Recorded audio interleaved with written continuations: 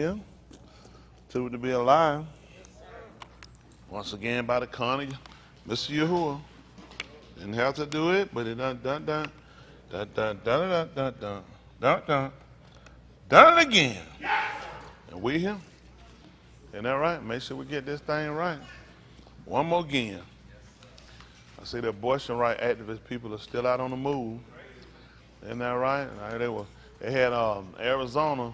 Had them locked down, and now they state representatives all locked up in there. Police SWAT team had to come and get them. You don't hear about no white people shot. And that right, nobody that was up banging on a state house. White people get to do the most shit I ever seen in my life. It kill me. They just go start banging. Why you banging on the state representative? They not the Supreme Court. I mean, you get to go to Supreme Court. You think now, why nobody never told us we can go to the Supreme Court house? They'd have shot us. You at these people's personal house, I'll gun them down. It'd be no reason you be at my house. I gotta gun you down. Why would you be at my house? Why would you be at my house? The way y'all bastards act? Oh yeah. I had to tell them all that. So give me that gun. Y'all marshals stand back. And I already done judged myself. I'd be like Shamshun. I already done judged it myself. I had Monica Lewinsky who said, well, she sent a tweet out. It wound up popping in my phone. I didn't realize it was Monica Lewinsky, but I was telling her something back. You know, she told me now I've been blocked too, but main thing here, you heard it though. Ain't that right?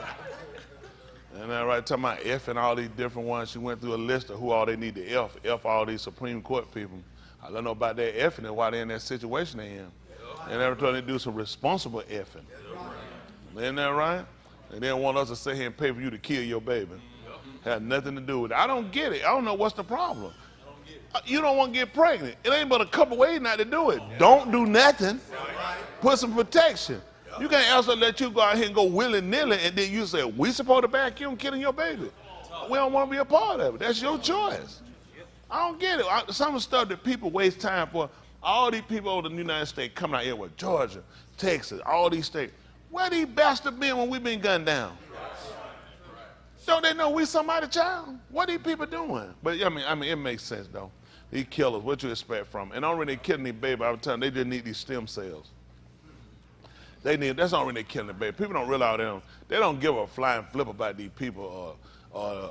Now, the only people, again, that makes rationale for the argument is somebody who's incest. You was impregnated by your daddy.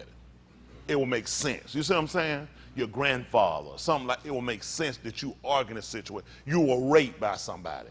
Or if you had a baby, it could kill you.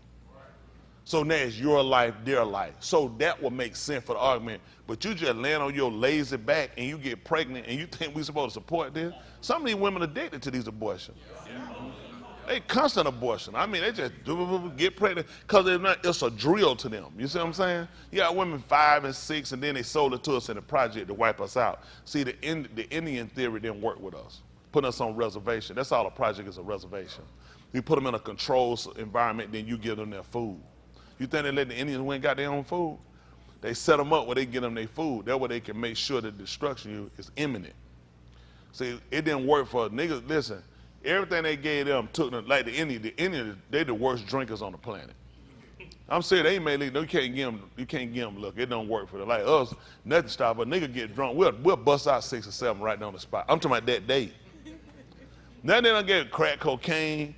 Our drive is just so high. He can't figure out why these people. It ain't because of our drive. It's because Yahudah has something in store for us that he can't figure it out yet. So he keep trying different experiments to see what'll take us down. See, the crystal meth ain't work. That ain't a nigga drug. No, that's not a nigga drug. It don't make. We can't afford it. It's too stupid. So some of the stuff he used, see, crystal meth backfire. He thought we'll take that just like that zombie drug. It didn't work. That white folks stuff. That's just, man, it's just not a popular drug among our kids. I don't know, these kids, I don't know, y'all know. Do y'all know about it, hearing about black teens or anybody on crystal meth? Any of y'all kids heard about black kids with crystal meth? That's not a popular drug for everything don't sell with us. And that kind of hurt the white man. So he looked at, we went by his Marlboro, his Camels, so he just came on, he got the Newport, sweetened it up full, took us out. I was growing up, Newport, the hottest cigarette, you were black. How many of y'all do smoke? Let me guess, Newport? I mean, why wasn't Benson Hedges? I'm in the 70s, that were old people cigarette. Benson Hedges, Salem Light. No. Only people would have smoked camel actually would have been older black people who came from rolling. So the people originally, like older black people, like they did the Prince Albert, they rolled it. They got it out of a can. They weren't pre-rolled cigarette won't work for them. They just had, it was a habit for them. They were used to getting the can, taking the tobacco out, and they roll it into 1.5, and that's how they smoked. They were used to roll their own cigarettes. Then they came out making it more convenient. They put it in a pack, because they were getting raw tobacco. The white man looked at, I'm gonna make it convenient. I'm gonna roll it up for you, save your time. I'm gonna give you 20 of them, but he had something else he was putting on them though. Now, people, listen, all that cancer, listen, niggas been smoking for years. Even the Indian. The Indian didn't have no cancer problem. He grew tobacco and took it straight. Tobacco grow natural from the ground. Once he got it and induced it with it flavoring, start putting other stuff on it, now it'll kill you. They'll tell you to kill you. After they got through with it, when white people finish with it, yes, it will kill you. Then he put all these kids on the vape pen. Now they find they having hard problem, the vape pen blowing up. He always gonna get a lot, he gonna try to cure something. That making much sense, a nicotine pad. What you think a nicotine pad doing? It's just putting a cigarette straight through your arm. You ain't getting it, man. I stopped smoking. How? Because he give you the nicotine right into your bloodstream. So he still got the same effect. You just look like you smart, but you really stupid. Best thing you do that man is cold turkey this man. Anytime he give you something to get off of something, he finna put you on something else. Like, we done seen it too many times. And we had to go there because our young people, you can't ever believe something he just tell you. Even if it's about somebody, even your enemy, don't trust him. Don't trust him. That's how he keep us divided. I'm against a lot of these, I'm against every one of these white hate social groups that'll come and try to infringe upon our right, our existence to live. But that don't mean I'm gonna believe everything his white counterpart gonna come and tell me about it. He'll tell me things about it to enrage me against him so I won't see what he's doing. Yep. Y'all got it. I'm just telling you, don't believe everything he tell you about people. Especially like they talking about their church, I don't know. What they gonna get out of the soldier? What they gonna do by killing the soldier? I don't know. What's your final end? I ain't saying asking you. I was just looking, saying to people, what's your final end with you trying to kill soldiers? Again, that's what he say. It could be very well a white group that's against his system, against what he's doing, so he need to go and he need to create a scenario and make us think that there's some white hate group to do something, and the whole time he working against us. They could be down there teaching them soldiers to come out the military and stop fighting for their oppressor. I don't know what they're doing. I really don't frankly care. I just know when they give me a story, I just ain't finna be quick. I'm telling y'all too, you can't be quick to believe everything you say. You hadn't seen it. Even our book taught them when it came down to somebody telling them to do something, he said you had to see it or heard it, and you had to diligently inquire about it. That ain't as Cam, that what happened? Yeah. Oh, well, they got it. No. He said you need to. Why would he tell me I need to investigate something about us? Not to just take it. He said you need to diligently, you need to inquire behind it. He said, and if the thing be so, and if the thing be true, now you execute judgment. These white folks don't execute a judgment, they ain't check nothing. Anything come up about it, they just quick to do it, and now we getting like them. Y'all got to remember something, they're your oppressor. What you think he going to tell you? I remember they had the FBI came and tried to show, what's that boy, the Muslim leader, who did Farrakhan, that they had spoiled a plot of Malcolm X's daughter, the assassination attempt. Y'all remember that? Yes. He told them he didn't believe it. They came and showed it to him. They're like, Farrakhan, we got this right here. She had a plot to kill you for killing her dad, believing you to kill her dad. Farrakhan said, yeah, I don't believe it. You know, that pissed him out, that hurt him. He says, I don't believe him. Now, he looked, of course, you know the girl pissed with him. She done told she believed he was in behind the killing her dad. But he looking at this, y'all try to kill me. Now all of a sudden y'all trying to catch people trying to kill me? I don't believe it. I'm just being honest. They would think, oh, you can't, you know how many times we have fought and hate each other through bad information they giving us? These folks have spoiled so many marches we had. This is what they put in your own mind. So what's that? Every time nigga get together, what nigga do? Mess up something. That's what he make you think. He plant those people that put that information out. It don't make sense. Why you gonna fight against what we're doing if you're here? This to help you. Trying to get liberation, you help you. Why are you gonna fight us? Unless someone has put this in your mind. Somebody has put this in him and you program and you've been set here to do this. But we don't never think like that. Don't ever believe everything they tell you. Investigate it for yourself. Isn't that right? What are he gonna tell you? He's your enemy. What is he gonna tell you about you? What is he going to tell you about other people? His goal is to make it look like he's trying to protect you and help you. How many lives have we seen come to pass on this man? September 11, 19 Saudi Arabian people came in here in a plane, flew it, hit a tower, killed these people, and then I guess they turned Iraqis and Afghanistan. Why didn't we go to Saudi Arabia? And for all we knew, the plane was very well unmanned. Nobody was in it. How many of y'all knew about that plane that died? That's what I thought. I ain't got to wait on your answer. I know you don't know about that plane. I ain't even got to wait on your answer. All right, let me wait. Let's hear it. Oh, I know these people. Just quit telling me. They're the same people that played the video and told us that one of the people on the other plane that went down over Camp David, y'all remember that plane, whatever, the last one that went down, that they claimed that the people crashed the plane. Do y'all not remember that? That guy, one of them called his wife, they had the phone and told his wife, we're not going to let them take their plane down like that. How do let me ask you a question. How do you use your phone on the plane? How did you know this information? Who reported the information to you while you on the plane that two other planes done crashed and terrorists did it? And you call your wife to tell her, and the terrorist said, hold on, excuse me for you. Listen, we not going to let them. We who? Who is we, nigga? You ain't got no rat in your pocket. We not going to let them take their plane down. We going to crash it. Called and told her hero, Dick Cheney, you watch that documentary, The World According to Dick. I said, y'all seen that documentary? Hey, y'all not watched it? Seriously, The World According to Dick Cheney. They let a dick tell it to you. Listen to the dick. He told you. Dick Cheney clearly told that. Y'all, how many of y'all remember they told us that those people were heroes, they took the plane down? They said, Dick Cheney did they asked him. Dick Cheney said, I gave the order to shoot the plane down. He said the president couldn't be reached. He said, I gave the order to do it. How that story would come out when they clearly told us them people and had the phone recorded? But didn't it sound good? See, I always want to make white people look better than what they is. They were willing to sacrifice their life and crash the plane. So you in the plane, and how you know where you at? How you know you finna crash into Camp David? Niggas don't even know where Camp David at. So if they tell you, you don't know what Camp David at, you know about a facility. You don't come up with no Camp David. They don't play no stuff like that. That's that man go out and lay and hold with kids. They don't let you over there. Unless you got one of them little itty-bitty booties. They don't play no stuff. They don't let you go to no camp. They don't play. I know anywhere them people are talking about they seen no Camp David. They were trying to keep Camp David. I'm trying to keep Camp Henry working. That's what I'm worried about, crashing in Camp Henry. So we're going to land that plane, and I'm going to tear your ass up soon we hit the ground. Because all you guys are box cutter. I don't want to get cut, but I only got that wonder. That's a hard fall. They're going to get their fur cut. After that, that's all I can give you. After that fur cut, that's it. Mine already got to be set. I can take one of them. Isn't that right? After that one, I'm larger than your ass. That's it. Y'all hear me? And the first one going to be quick because I'm coming. That's it. Can't stand here and let you just, we can't genzu. And we can only afford one of them, two at the tops. Isn't that right? And no throat cut. Don't hit their face either. Isn't that right? Then they're going to really be a murder.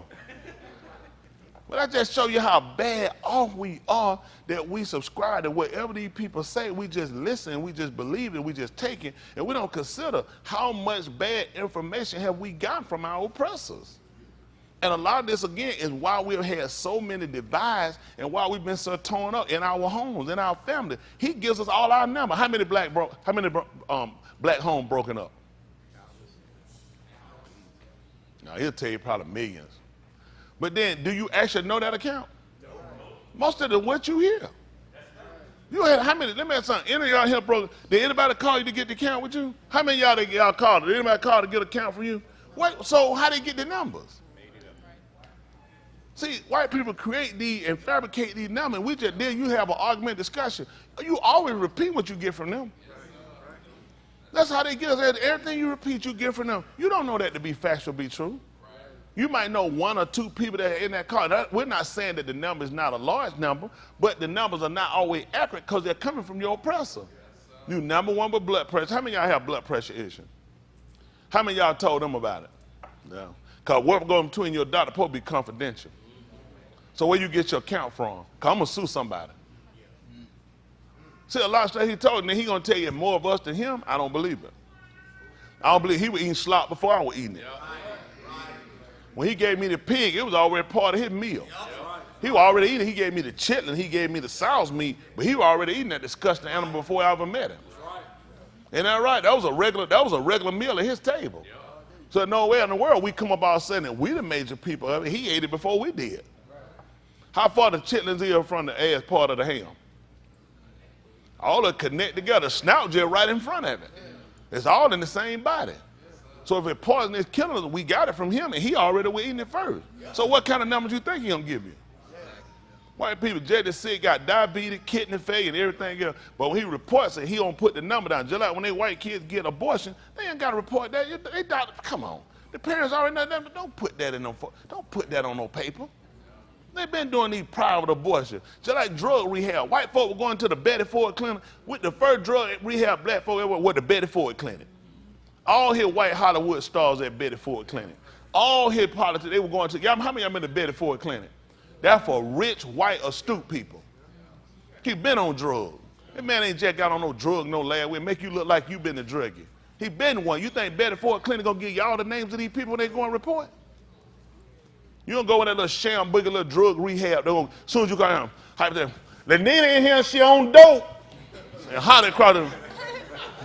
He's like, what? I didn't know. But I'm just saying, they're going to announce you. They're going to go on the internet. It's going to be all social media everywhere. They're not going to put that on there about him. They're going to talk like it's a small drug problem. They're going to always go downplay it's a small drug problem. He done got cured. They never get cured. You know most of them get more dope in the clinic than they do on the street. That's why they go there. They're going to do white people right. You the people, we the people constantly suffering out here. And somebody got to tell us about we going to get it right. Now we're going to look at that book and try to make sure we get where we need to be at. Because we got to be right before we leave here. But in order to get right too, we got to first acknowledge the truth. And that's something our people really had to ever acknowledge, the truth about our situation and who we are and what we do to cure it and fix it ourselves. We can't continue to sit around and wait on these people to cure our problem. We know we're sick. It's up to us to get to the healer. Y'all agree? Did y'all see I also posted on there this morning about some gentleman, I guess in Pennsylvania, they found him hung in a tree? I posted on there. You saw it? Yeah, some young man. No, you know, no news stories have been reporting it. A veteran. He's a veteran too. Found him hung in a tree, and they refused to let the mother do an autopsy. Nor would they let her identify her son. She said she wanted to see it. She said, my son a veteran. She said, my son know how to defend himself. She's like, my son ain't killed himself, and nobody won't report this. Nobody won't help me. See, while you running around how about Roe versus, them white folk problem. That's white folk problem. White folks showing you where they hard at. White folk, it ain't all of them. I'm just talking about the system. Please don't think I'm talking about it's the system, and we have to address it. This is what I don't get. The Negro church, so-called Negro church, will sit around and tell lies and refuse to address his real issue. And he comes in and he'll tell a lie through the book to try to cover up what's really going on with himself. What's going on with you out here in society? You're here for a reason. You're saying you're trying to fix and correct something. The first thing you gotta do is acknowledge where you're at. Acknowledge the wrongs you've done and the wrong society, the ill society put on you as well. This society has never worked to be your friend. This society is not created for you. It's created for white America. And you need to just know the facts. I ain't mad with white America. I'm mad with the so-called Negro, because why won't he create a society that works for him? I wouldn't expect to go to Mexico and find no African art laying up on no wall in the Mexican president office. I'm not going to Venezuela and look to see me in a statue of me in Venezuela. They Venezuelan. They're going to do what? It's going to represent them. The food, the culture, the music is going to represent. Nothing here in America represents you. That is, we are retarded to believe that collard green is our national food. That's something you got here, black eyed peas, yeah. I mean, because we had to make it our cornbread. Look at what the nigga national food is: cornbread, collard greens, black eyed peas. No, good and well, what were we eating before we met him? You eating it hadn't built you up. All of him had just been recalmed us, and they call we've been merciful to us to keep us while we ate these people's slop. When Daniel went into captivity, he refused to eat their food. He already knew eating their food was going to transfer you over into them. That's why most of our fight ain't with the white man. Most of our fight with ourselves, the ignorance of our people. You eating that food so much and you've been educating in school so long, you don't bought all of his philosophy. Why would they not eat the food when he went there? He refused to eat it. He looked at them, look at us now. Fat, bulging out, and sick. That's just being honest. Why would he not eat unless he looked at the people that ate it already? These people are filthy, they need to be told that. Now they come along, they run you down about your neighborhood. He sat here and he put the degradation in your neighborhood. All the stuff that he said that he criticized you about, this is stuff that he puts on you. Now people got to be told the truth. We've been lied to too long. Everybody trying to get a dollar. Nobody want to stand and tell us the truth. They'll have you fighting the wrong enemy. And you need to know the truth about yourself, that you are the blame. A lot of stuff they're going because you sat passive to this man. We hadn't come up with one real solution yet. Marching to beg your oppressor to do what? That's right. You never get that man that satisfaction going big. I would never go ask that white man for nothing. He took it from me for a reason. Then I'm working for a regain. I'm going to go and ask him for it. You think he took it from me for me to ask him to give it back? That shows his superiority and show your inferiority. I'll never ask him for it. We'll take it. It belongs to us. We're going to take our own back. But we're going to regain our consciousness first. Regain our identity and regain our relationship back with our Creator. And with the help of all of him, he's going to restore us. We tried that before. Musa went and asked Pharaoh to let us go. And how did that work out? I'm not going to do it. I'm not going to embarrass myself. I already know why would he let us go? It don't make sense. That's the best free labor he ever seen in his life. And at least at Mizraim, we weren't volunteering our kids to be killed. We walk up and give our kids to be killed, these people. In Mizraim, he had to use the hospital people to do it. Same thing happening to us now. Look who he let deliver your baby. Why he won't let us deliver our own baby? We do the same thing that we run in his hospital, he deliver our baby, and he come and tell us, your baby didn't make it. Don't you know the Negro baby start off with stress at birth? Anybody with common sense know a woman shouldn't have a baby laying down, she should be sitting up. You go ahead and try to do that on yourself while you're laying flat. You're going to just about bust one of your eye vessels.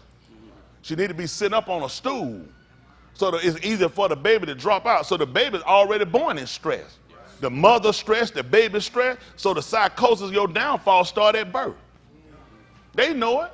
How many of our women are sitting and struggle out and then had to get other medication while they're in the hospital? Because of the stress they put her through.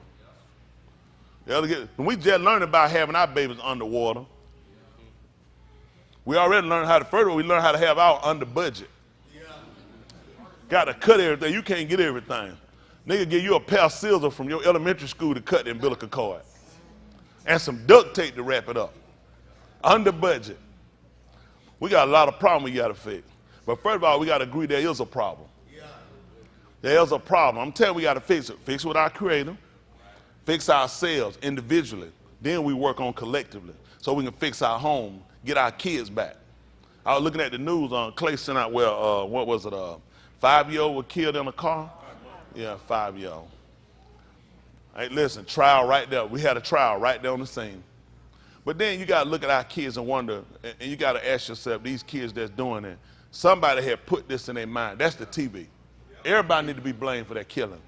It shouldn't just be on the young lady who was shooting the gun. It need to be the TV show. Because think about it, they have TV show. What they doing? Notice what you ever see on any TV. Y'all ever watch any TV show where they be shooting or anything going? When you ever seen them wipe the guns out? They just throw them down and leave. Even the hero. No police, nobody do no fingerprint. You ever know on the TV they have blah, blah, blah, throw the gun and start. Listen, I ride a bullet. I'm not throwing this gun away. This gun is just as good empty as it is loaded. I'm not throwing because the man chased me, gonna look, the nigga done throw this gun away. It makes no sense. But that's where these young people get this dumb theory from. That's why I told we need to have controlled television. Our kids ain't in position to be left alone watch television. Because that young lady and those people riding down the street shooting, they saw it on TV. On TV it works like that. That's a movie. You just killed a baby, you took a life, and they set you up, and now your life gone. We're gonna lose too. That's how they get us. So we got to learn how to come back and regain. And I saw it, I put it, let them know. This falls on the man. This is the problem of the so-called Negro man. This can't happen in our neighborhood unless we let it. This whole movement, we need our black women, our so-called black women, to come back and realize that you let this man play you to hate us without a cause. Now, I ain't saying every one of us now. There are some sorry niggas. There are some low down, there's some dirty niggas. But I'm talking about the people doing their jobs, who actually being here, being a father, being a man, being a husband. But we don't get no credit for that. They always want to blow up and get accolades to the man that ain't doing what he's supposed to do. And then you're going to use him and say that's all of us, and that's a lie. He won't take no time out to show a single father raising his kids. Because the mother dropped the ball. He won't show that. He won't show a man in the home that's taking care of his wife and taking care of responsibility with his kids. He'll show somebody abusing his wife and family, and he'll blow that up. So to make it look like it's a majority of us. And that's why we got to take a stand. We can't wait on his white news. Isn't that right? We got to tell the black truth. Hello? You think Mexico going to let me tell their story on the news? You think Venezuela, you think Japan, China, you think the Philippines going to let me tell their story? Why y'all think they blocked the news out from over there? They'll tell you these communist countries, they don't want the truth, they don't want that's a lie. They already know the propaganda of white America. Yeah. That's why they blocked them out. That's why they run Google off. Because Google is a controlled website. You've never gone, when you start off on your own, Google takes over from there. Google is autopilot. From now, you will start getting suggestions. And those suggestions are going to keep you in a certain area because they don't want you to find truth. That's why people like China and Russia, they block people out. All of them ain't nothing but some dirty white folks anyway. Don't make no difference. But just understand, they understand their own people. We the only people, our news has always told us about what color people. Even if you say, what they do, they go get some old dolled up black nigga woman, put her up here and make a fool out of herself with some little skimpy dress and got to have a leg like they super glued together. Won't you just put on the right clothes? Put the right clothes on, heifer. This is what happened to our people. This is why we're in the ill. And nobody talked to us about it either. Nobody addressed. So what do you think we see when we see his news? Everything negative about us, everything bad about it, and everything good about them. They tear up the Capitol House, they still good people. They just went here, just trapped in the state representative in Arizona, they still good people. They here they bogart in front of the Supreme Court justices' personal homes. They still good people. This U.S. Marshal ain't got a brain in their head. How you let a white boy drive up in a cab, get out with a book bag, and look around? If a cab drops you out here, surely you going right here. Why would a cab drop you out here and you walking up? The boy walked up. Do y'all know he walked up and down the street with a backpack with guns, with ammunition in it? This is how smart these people are. In front of the Supreme Court Justice House, walking up down the street. You know how he got caught, Chris? He called his sister to tell him about he was going to kill Brett Kavanaugh. His sister said, no. Let's call the police and let them know. Now they look like they done jumped into action and did something. Do you know the boy had to call to tell him he had those guns? He had already been walking past them. Got out of a cab right there by him. But see, white people always make it look like they superhuman. Superman white, so everybody white got superhuman sense and instinct. They ain't got a brain in their head. That's right. That's how they beat you out, because you're afraid of them, because you think they know everything. They don't know no more than what you tell them. The boy had to call to let them know and report himself that he had a gun, he had the bullet, he was mad about what the Supreme Court ruling was, and he was there to kill him. That's how he got caught. Why wouldn't I look at the fact you just jumped out in front of the house in front of the cab and you walk? Where you going? What's in your book bag? We supposed to stop you off, GP. How many times a nigga get pulled over? For riding down the street, he ain't nowhere near Supreme Court justice. He in his own neighborhood and he getting grabbed. White people get the best, they get the best opportunity. But that's how they treat you and make you look like they doing something. They actually not smart and they look. They'll make a fool out of you all the time. You know what? Part of the psychosis, or they mess you up, is making you think and make you believe they're more superior than you. And you need to be told that. Listen, people can tell you how they want to. Ain't nobody been here before you. Ain't no place. White folk, that's why they can do all them show exploring. We can't do them. We already been there. We can't do no show called exploring. We already been there. Ain't nowhere we ain't been. He trapped you. Listen, anytime he show you, where he show you at? Right here. Where he gonna show you at? In the ghetto, at a concert, Ain't that right? At a family barbecue. So make it look and go, he got all kind, he going to Europe. He exploring on here in China. He in the jungle here. Already been now. You want to go? Tell him I already been now. We've been everywhere. We done seen everything, but he condenses our information down so we don't know anything. He creates and fabricates and makes up word to make himself look smarter than you. When you know for yourself, it makes absolutely no sense. He will create a word and a definition of a word and put it somewhere just so he can look smarter than you. Because if he stay on the same level, you will see him for who he is.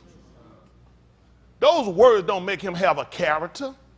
Character don't come in through no information of learning no words.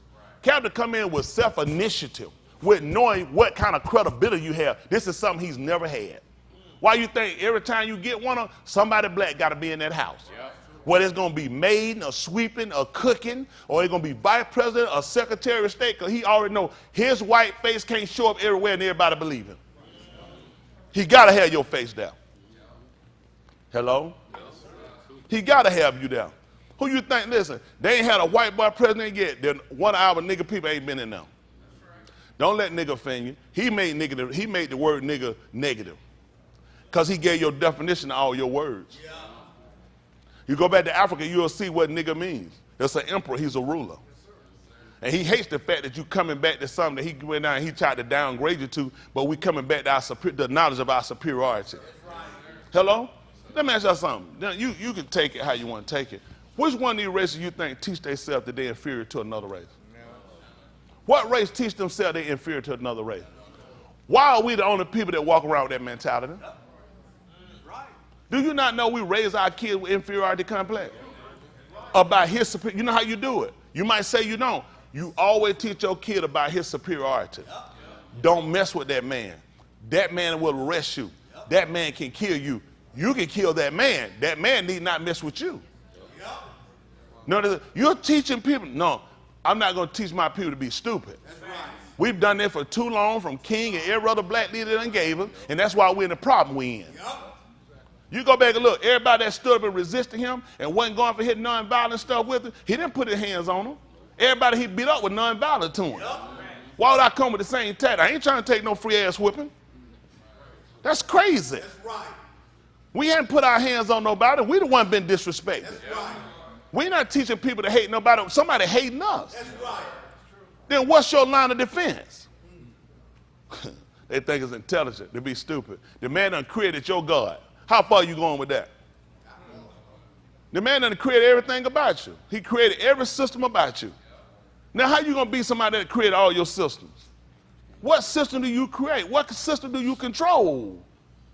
Do you know how dangerous it is? We're finna say here, we're going to go through and we're going to look at the book. We got to go through and look at all the information any of these so-called nigga preachers that call themselves superior smart.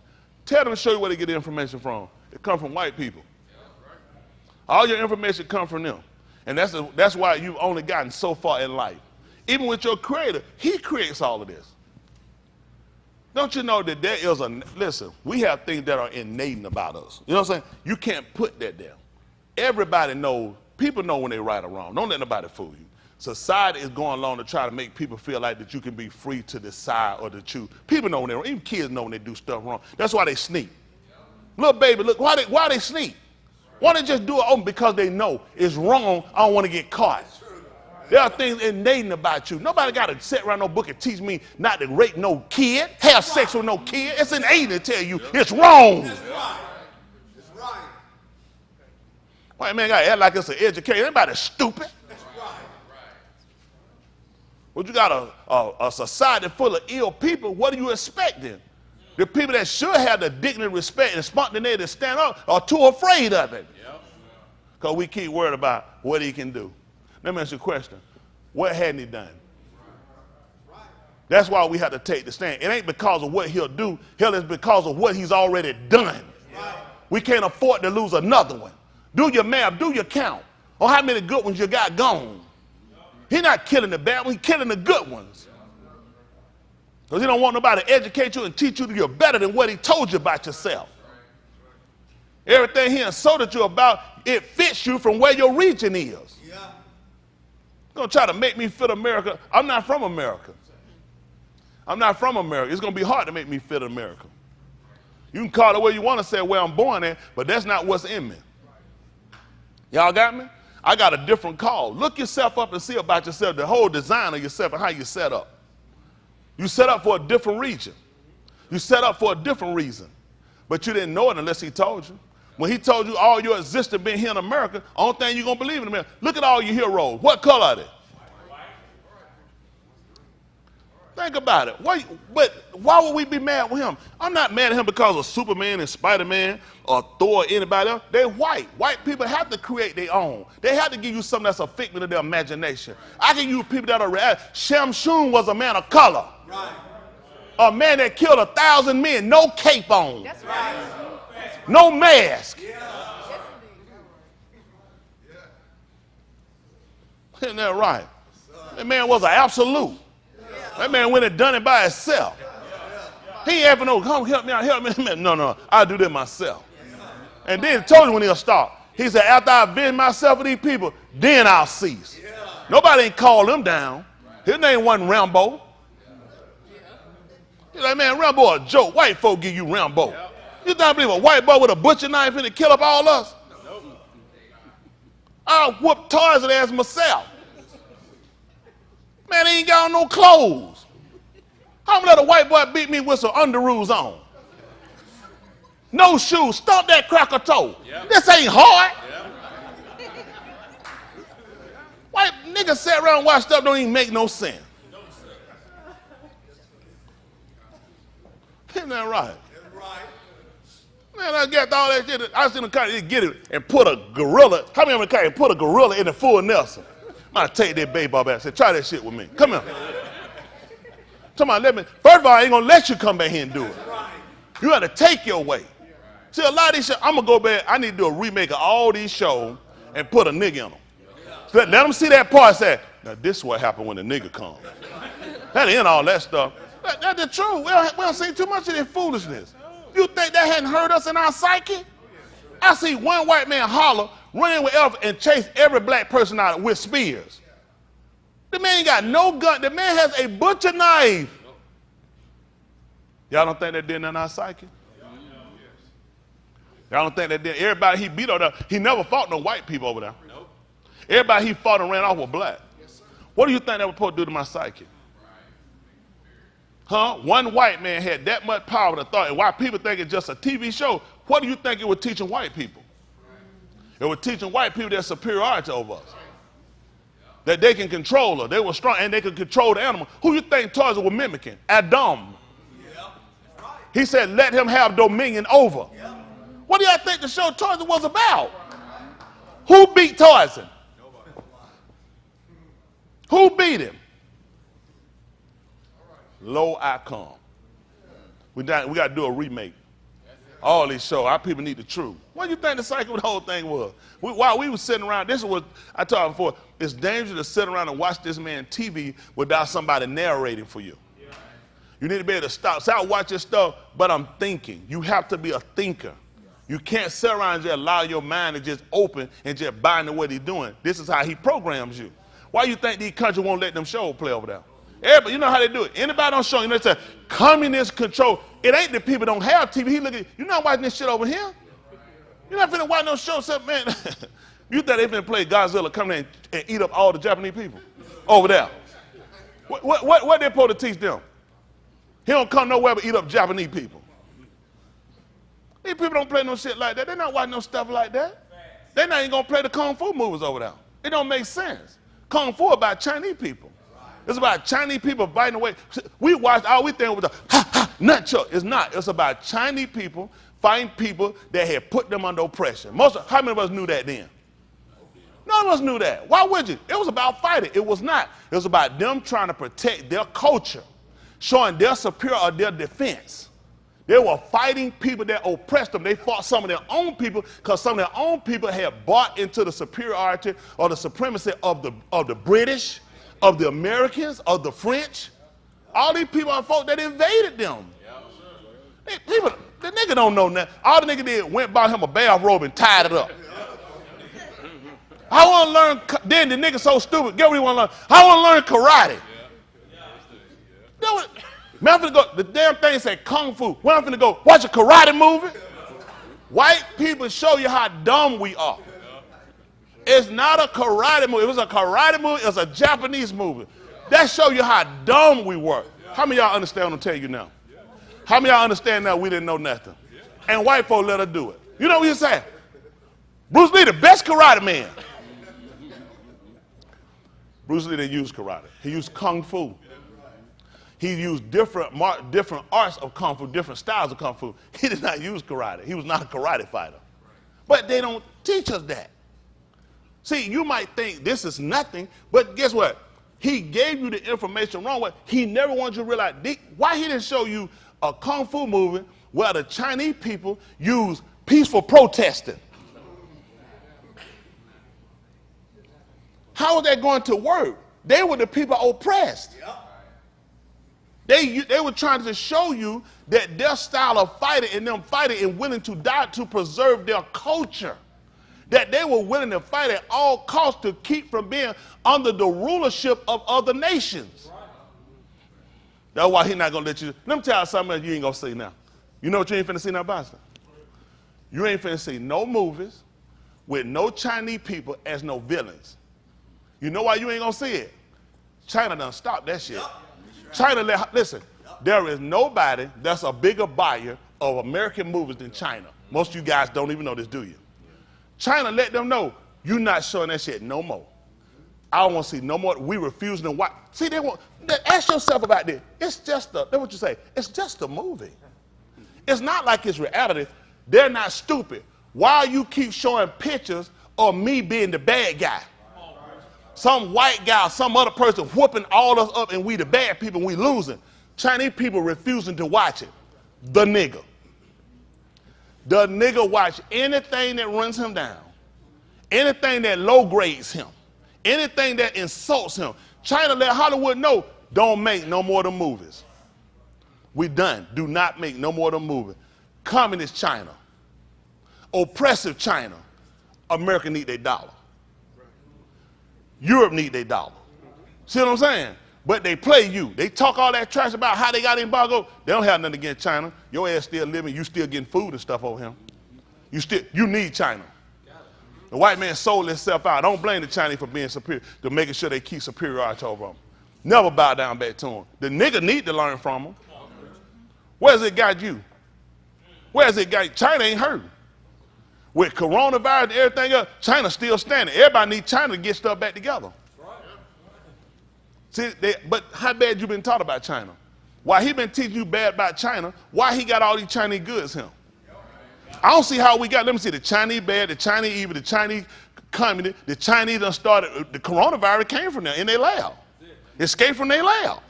Yet, we still need stuff from China. So what's the real story? What's the real story? He wouldn't take oil from Venezuela, and all Chavez said that America was the great Satan. Most of y'all forgot that. Went in the world and said it was the great Satan. America, oil rigs got tore up during a storm in Texas. He offered to give them oil to help them do what they better. They said, we don't take oil or handout from people that insult us. We just take it from China and everywhere else. You need Russia good. That 5G, y'all, how many of y'all got 4G on your phone? How many of y'all got 5G now? You can thank Russia. That's who got your 5G. Oh, you didn't know that. Not Russia, the one we trying to get weapons to. Now it makes sense why we won't give them no airplanes in Ukraine. Did y'all not know where 5G came from? That's Russia. Guess what else you just learned? You need to know now. Guess who downloads your phone? Guess who downloads your phone? That 5G is. It's download your phone, your information sitting in Russia. Oh, that ain't it. Let me tell you something. What we need to do is make a video. Who know a good app? TikTok. Good to know. That's Chinese. Everybody got TikTok on their phone. Y'all, listen. You hadn't had a phone call. You don't have information on your phone that's not sitting in China. Fact. This is fact. This is not talk. Listen, this communist China. Now you got to ask yourself, why is white America letting you download some on your phone? All of your information, every one of your phone calls are over in China. Please check behind me. Don't just believe what I tell you. You got to ask yourself, why would I be letting my people get an app from my enemy? All sung and damn. Now look how they looking at. Go ahead and TikTok, young people. You ain't had a conversation on that phone. You ain't got nothing on. Listen, you don't have an app on your phone that China ain't already went through. They look quiet now. I'm finna take it off. I said leave it on. They already got everything now. Ain't about you doing wrong. It's the fun. And then you'll holler, Joe Biden talking about your freedom. Clumsy bastard can't even stand up on a bike. Both legs on the ground and fall over. And talking about Supreme Court, they coming after our freedoms and our rights. Nigga, you don't let them download TikTok. Donald Trump ain't no better. He was in there when TikTok came over. He bought into it. He the first person told you about TikTok and wanted to get it out of him. How many of y'all remember that? And all of a sudden TikTok came on him, so don't put on just clumsy dumbass Joe Biden now. Both of them white boy clumsy. Anytime you got an old decrepit white boy in office, we in trouble. They ain't had an old white boy yet ever helped us. All right, we're going to get ready to move forward.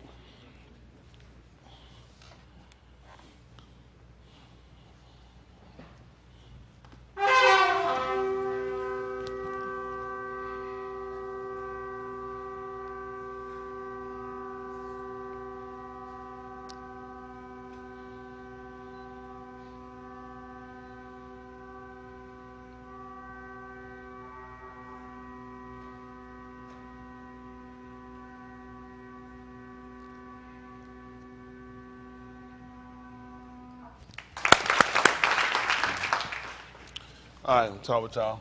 I know we talked about last night, finishing up what we were talking about earlier. Word right.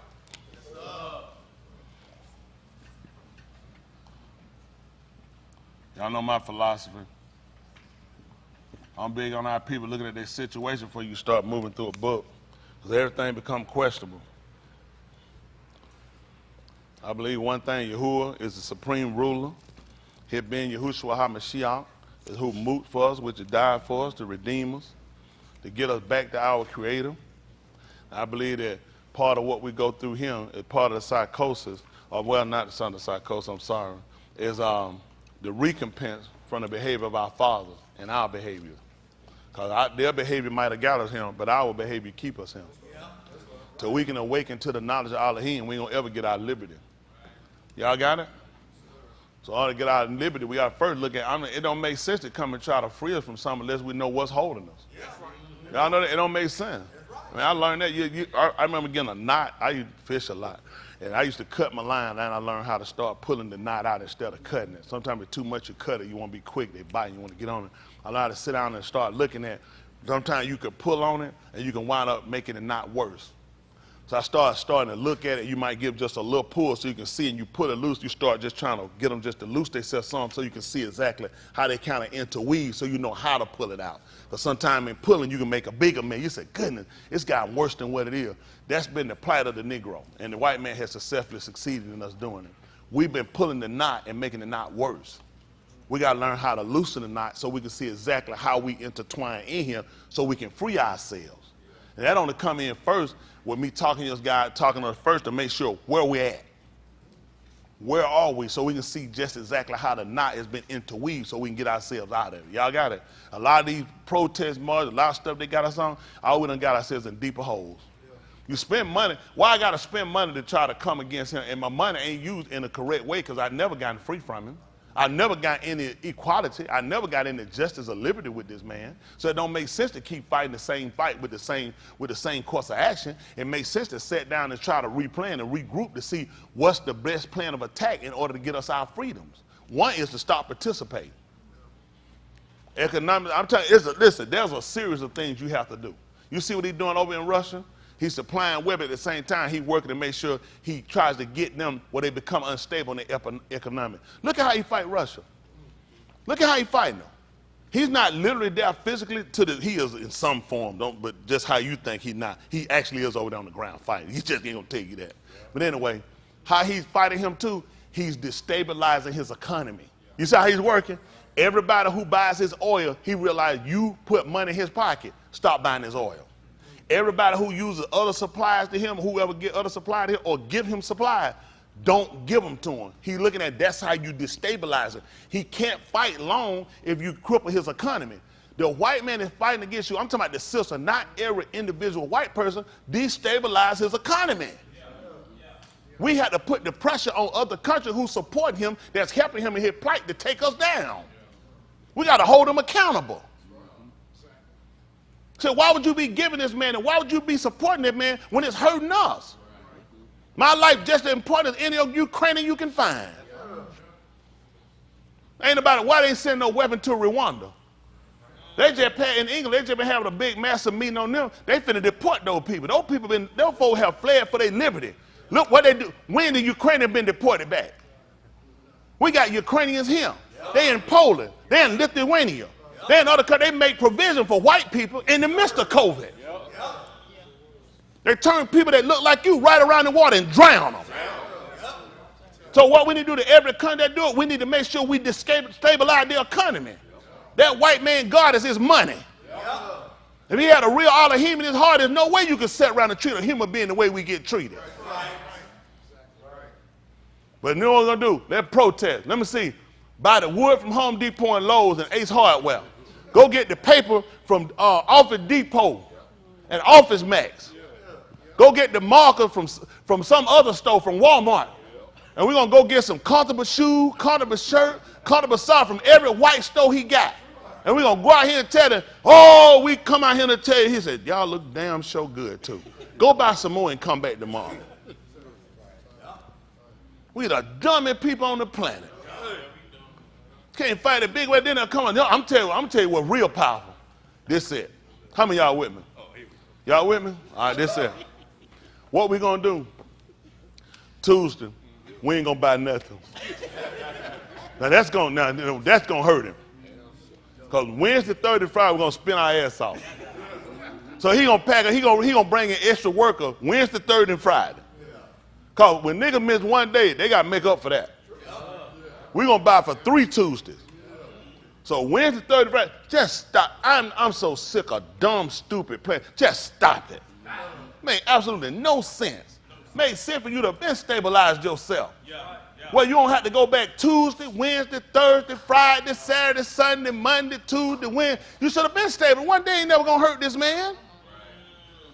Then your ass gonna buy a triple on Monday. And still come back and spend double on Tuesday, on Wednesday, Thursday, Friday. That's not a plan. That's stupid. Oh, when you over here, the white man come on. Oh, we got a day they ain't buying. Oh, we buying now. Come on, it's time for equality. Time for permanent right to vote. Time for permanent citizenship to be treated equal. They're dumb. Every one of these black leaders comes just dumb. And they do it, and the dumber people, the folk that listen to them and follow.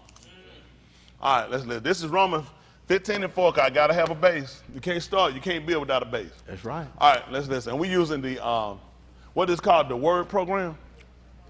The word program, so you watch and you hear whatever, you can follow, because we're not just shooting that out of our mouth. What I tell you, we can find, we can prove it. So what we're using the word program, so you can see on the left, to be your right side, will be the King James perversion. On the left side, you'll see the Dewey Rim, which will be the Roman, the Latin version. What they call the Latin? Well, is that what they call the Latin version? Yeah, the Latin version. The reason why you got both of them, they never taught it. I came along being Christian and coming back from old year. We'd have never read nothing in no church like that. We'd never read. White folk taught you one thing. This God word right here. This God word that he created in 1611. So what was his word in 1610? See, the Negro don't have no, I'll tell you, we were growing up, you'd have walked there and told your mom, said, let's look at the Latin version. This is older than that. The King James version. What, you'd have stayed in the house. They'd have ran you. What your dad and them say? You'd have came and said, Dad, listen, I know we use the King James version, but this right here is more accurate. He actually took it from him. You probably wouldn't be here today. They'd have killed, that. This God, white people created this for us. Nobody taught us to be a free thinker. We've never been taught to think. None of this. I've never heard this before in my life about no Latin. I'm talking about, what? This is God's word right here. Because that's how they programmed it. He took your writings, manipulated, even with the Latin. All these people manipulated your writing. We had to go through these things, and we had to really sit and be cognate, conscious while we're going through. Because you got to look. He worked an agenda. Each one of these people only translated your language for one reason: to make sure they kept a control over your belief. So I can't freely just whiz through here as though all this is safe. How many of y'all ate fish on the bone before? How you eat it? Just pick it up, just start biting? Slowly. The fish is good, right? But you still got to be careful because it's some bone. Guess what? The word is good. It's some bones in him. And we're just trying to make sure we don't hit no bones. Y'all got what I'm saying? You can't just walk in here and just jump and grab it. You got to learn how to pick and learn how to what you eat. Some you get, I'm bet some you just don't eat. Just put that down, cause it got too many little fine bones. And you realize it ain't worth keep eating. I ain't gonna keep. Some of you don't even pick. You just say that's what I do with some of his stuff. I ain't chewing that no more. It's too many of them in there. Some of you can pull a bone out. You say okay, I got that. I can eat it. That's how you have to be. This man manipulated you. Everyone we're going to read through, people manipulated you. I can't just freely run through here and just say, that's it, I got it. It was never intended that way. This was intended for his purpose. All right, let's see what he told us. For whatever Nikatah before. Whatever was written, Nikatah was written. Nikatah was written for our Lamed. That's right. So we understand that the Lamed is to teach us, to show us, to instruct us. Y'all got it? And that's what we're trying to make sure. If the word was written to teach us, to show us, and to instruct us, then it would make sense that he would want to try to make my vision vague, make my understanding kind of lapsidate. You know what I'm saying? It don't make sense. I need to know what it was written for. I need the source of why. It was written to show me, to teach me, and to instruct me. Does my oppressor want me to learn about myself and my creator? Then I need to, now when I go through, I need to consider this. I know what it's for, but the person that I'm getting it from, is this something that he wants me to get? So I need to be conscious of that. All right? That we through endurance. That's right. Now, think about this. We got more people have quit than have stayed with it. That's because of how the story been told. The story, when we read it in time past, it really hadn't made a lot of sense to us because we hadn't really looked at the basis of what was done. What do you always taught us coming out? How many of y'all were Christians before? Okay, being a Christian and coming through, they taught which writings were more important? New Testament. And there's no way to get a real understanding without the Old. Or I call it the first. I don't call it Old because it seemed like some succeeded it and nothing succeeded it. Y'all got it? We just got the second Berit, which came in and enhanced the understanding to the first. That's the purpose of the first did not disannul the second. I mean, the second did not disannul the first. Y'all got it? It just made things more conclusive for us. But the way he taught it, the Old Testament was done away with. But you know what? That Christian preacher would always tell, but that tithes and offering though. Yes, Old Testament, that's still good. Yes, everything else he came with, one husband, one wife though. Now, that stuff there done played out. If my people which are called by my name humble themselves to pray and seek my face and turn from their wicked way, then I hear from heaven, forgive their sin and heal the land. That was New Testament, Old Testament. That was still good. Remember the Shabbat and keep it Kodash. That was in the Old Testament. See, he conveniently uses what works for him. I need your churches the biggest money record out here. Ain't no bigger record. Religion the biggest record out here. Listen, these artists, this other Las Vegas ain't got more money than no churches. It's impossible. Hell, this is the biggest gambling ring you got. How many of y'all want to be saved? Hold on, put your hand out. Put it out. No. I'm talking about really want to be saved. No, stop. Y'all, how many people want to show enough save? Yes. All right, that's all right. What I'm gonna need y'all to do, I need y'all to go in your purse and your wallet. I need you to take a particular bill. I need you to wave it and then bring it up here and give it to me. It's a racket. Why is my money gonna save me? This is the same thing that Carter told Simon. He said, your life, your money perish. And you thought that the Barak of Elohim could be purchased with money? That's how they made a fool. People come to church to gamble. I've been doing wrong. I've been sleeping with someone else wife. I'm homosexual. I've been messing with kids. I've been drinking and lying and stealing. Got to pay them tithes.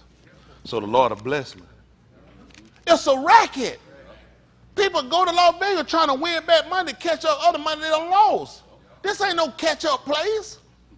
You're coming so you can be taught of him. So going through without quitting. Listen. The coon of the Ketubim. Again, that's right, a reward. That's the only thing that makes sense for not quitting. When I read, understanding how it's set up, how to properly use it, and understanding that there are things that's going to happen to me that's going to make me want to stop, that's going to make me want to walk away. But I also got to consider the reward if I stay with it. And of the what? Ketubim. So everything I'm going to get, my foundation for starting, my reasoning for, and what it's going to show and what it's going to do for me and how it's going to keep me from quitting, because it also speaks to me on a reward end. The so-called Negro never got taught no reward. All we were taught was do it, be obedient, take it, and we're going to heaven. That's not a reward. Heaven don't exist. That's Greek. Don't exist. It's the Shama'ims. The Shamaim, the heights and expansion. And he never talked about us being there. He talked about, you can understand, he saw it coming down. He said he saw it coming down. As a bride. The Christian church never taught us that. He never talked about us standing up in no Shamaim. He talked about it coming down. And he saw it coming down right here on the Arats, which would make sense. He got to sit on the seat of Daoud. Daoud didn't have no seat in Shamaim. Hello, he didn't say sit here at Daoud's seat. He said sit down here at my right hand. That's not Daoud's seat. This man got to sit on the throne of Daoud. He's got to come and sit here. He told Daoud that there was never going to fail him or each to sit upon the throne. So all those guys went to Shamaim, they sat in Shamaim too? Those guys sat here. Where was Shalom throne that they called Solomon?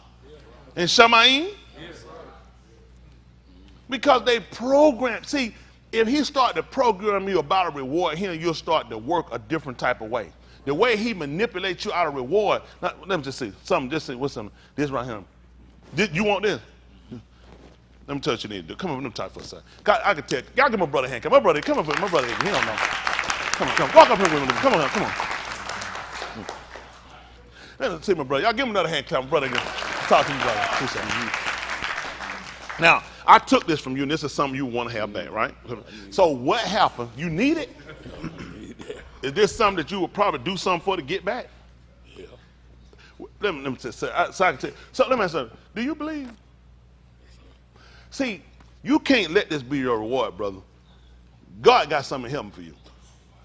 Now, if you make it about trying to get this back, you're going to lose your reward in heaven. I want you to go to heaven. Don't y'all get a brother haircut? Don't y'all want to see the brother go to heaven? So you go ahead and you let this go. Come on, go back and you just go ahead and don't worry about nothing. And you let the Lord handle it and he fix it for you. And before you know it, man, it's all be over. When you be sitting up there in heaven, man, you be sitting down there in heaven, and then things work out for you better. It be better for you. See, that white man ain't gonna give you back nothing. He tell you, he ain't gonna let me go take nothing out of there, and he gonna wait and try to get his out of heaven. Because he'll sell you, because so guess what? Now I trick you out of your reward in an involuntary manner. Because I'm going to play him on what? You want to be saved. You want to be right. You want to be with him. So now I'm going to manipulate him on the end of where he going to be saved. You're going to have to give up something. It's in the Bible. Ain't there something in there too about me not stealing? Yep. See, the part of the book he gives you always about you letting stuff go, don't get. It's something about him stealing too, ain't it? Mm-hmm. See, he never uses that though. See what I'm saying? He never uses that. He always uses something to manipulate you, to get you to feel like, okay, I'll let that go because the Lord going to give me something later. The Lord going to do. This is how he plays you. He gives you his God deity. He takes your book and he twists things around, and you never look at why is it you don't know the book about you not getting stuff that don't belong to you? Everything he tell you about forgiving and loving, why I don't love you and give you your stuff and leave your stuff alone? That's how we get beat all the time. It's in the book, but they don't read it. All right? So the reward of the writing we might have. Tikva. They put hope up here. Can we see what tikva is? Please, Buster. A lot of things that hurt us is ignorance. When he told us my people destroyed for lack of knowledge, he wasn't lying. There's just a lot of stuff we didn't know. And, I mean, he only beat us because we didn't know. That's how he beat us. But once we learn, you take that off the table. Yep. That's how it goes. If we got understanding with knowledge, then guess what? You take that off the table. Now, one of the ways we've been beat, we take that off the table from them. Okay? And see, then you get to look things up so you can know for yourself.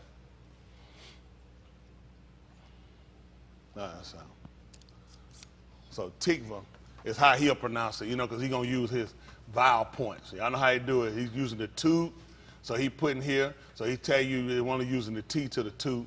Then he tell you he's coming in what? Kyrique. He's got an I type. He's saying it's more or less an I type in the sound. Then he give you the paw, and he's telling you that when you got him, you see how you got him? He's telling you that your oo is actually the va. It's a V. He's saying when you're enunciating, it makes a V type. But then it's got the what is that? Comments. It come in with the A, the ha. You know, behind it, the ha. So he's telling you how to pronounce it. Tikva. Makes sense for him. Don't make sense for me. And then it's gonna be able to see your fat tongue makes sense for your language. A lot of people say some word you come in, they say it's your tongue fat, but it fits the language you got. Hello? You ever heard a Mexican been told he got a Mexican tongue and that's why he can't speak Mexican? It fits his language. The tongue, the tongue fits for the language. Sometimes they say, well, you can't enunciate English really correct. It's correct. So he got a little thinner tongue, so he created a language that fits his tongue. Hello? You got to go through a lot of practicing to do what he does, because it ain't your language. That's just being honest. And then you'll hate yourself, and you'll look down on yourself simply because you can't. You got to look at, I'm not an Englishman. You know what I'm saying? I'm not an Englishman. That's right. You know what I'm saying? My language fits me. The tongue, the nose, the hair, it fits me for the region I'm at. Hello? Just like when you rub that carpet, what do you get? You get a burn. You get that static. You'll get that electricity. That's what I get from my hair. Yeah. And the reason why he can't feel it, you ain't going to believe it, it's electric. Boogie, woogie, woogie. It's conducive. You got to fit. The original people expect we have coarse hair. So a lot of things fit them, even the sun for the skin. It repairs the skin. My skin can absorb and take a more heat than other person. We closer too. But with a lighter skin, isn't it easier for you to sunburn? Yeah. It would make sense not to be in a hot region like that. But for us, our skin absorb it and take it. Now we'll get the skin cancer, and the reason why we'll get the skin cancer now is because of the foods. Yeah. And because he moved us away, and that forced you now to not want to go back. It's too hot.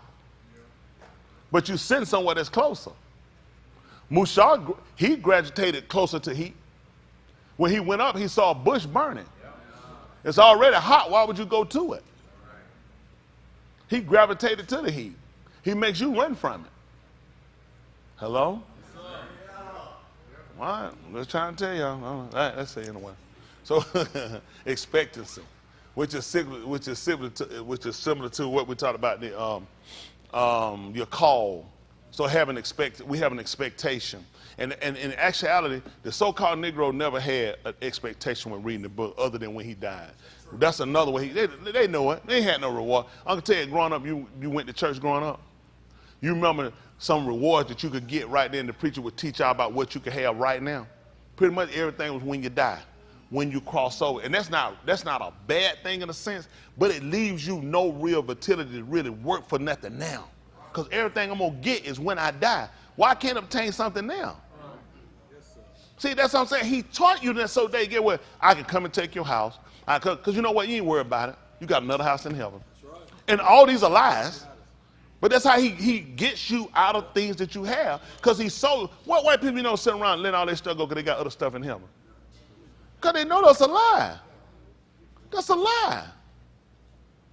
But see, but it made you feel good. It made your parents, it made your forefather feel good. Because we're more comfortable with lies than we are the truth.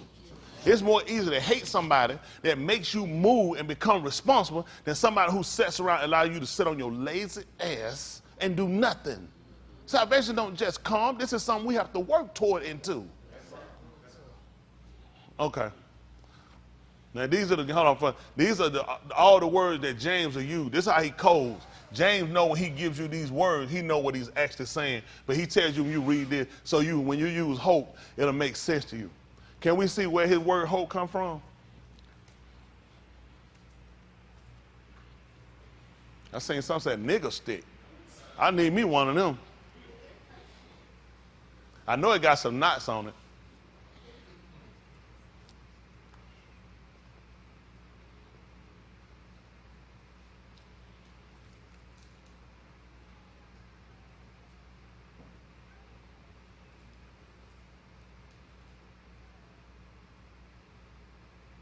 A feeling of expectation and desire for a certain thing to happen. Archaic. That's a feeling of trust. He's saying it's archaic. Basically just telling you it's ancient, it's kind of played out more than anything. A feeling of trust. Even he realized it don't make sense, especially when you're dealing with him. Hello? A feeling of trust, you can get that from him? You can get that when you're that comfortable, you just sit around and let somebody give you something without actually looking at where you at and where you're trying to go? That's some thing that's been promised to us, and we want to know what it is. We want to know the thing that belongs to us. Y'all got it? Let's look at something right quick. See that the 19th chapter of the book of Oriah, they call Luke. Oriah means y'all shining. 19, let's see that 34. Oriah.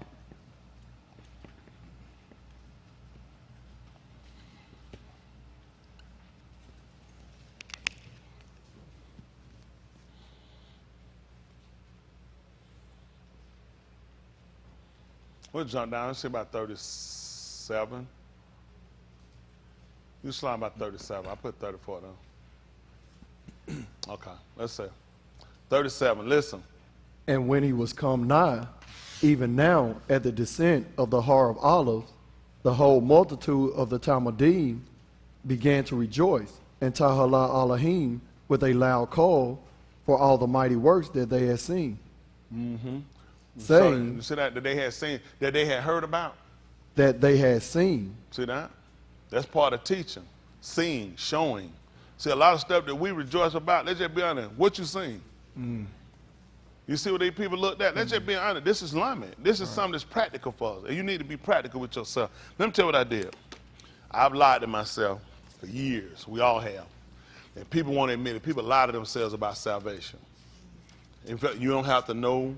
Ain't worried about sin. Because you know what? It makes you feel comfortable about you because you don't have evidence. It makes no sense to tahalim, which is give him praise, give him joy, for what you hadn't seen or don't know. That makes absolutely no sense. I don't know that. I hadn't seen it. Why would I do it? These people right here that don't look. And when he was now coming near to the descent of the heart, the Mount of Olives, the whole multitude of his Talmudim, his taught ones.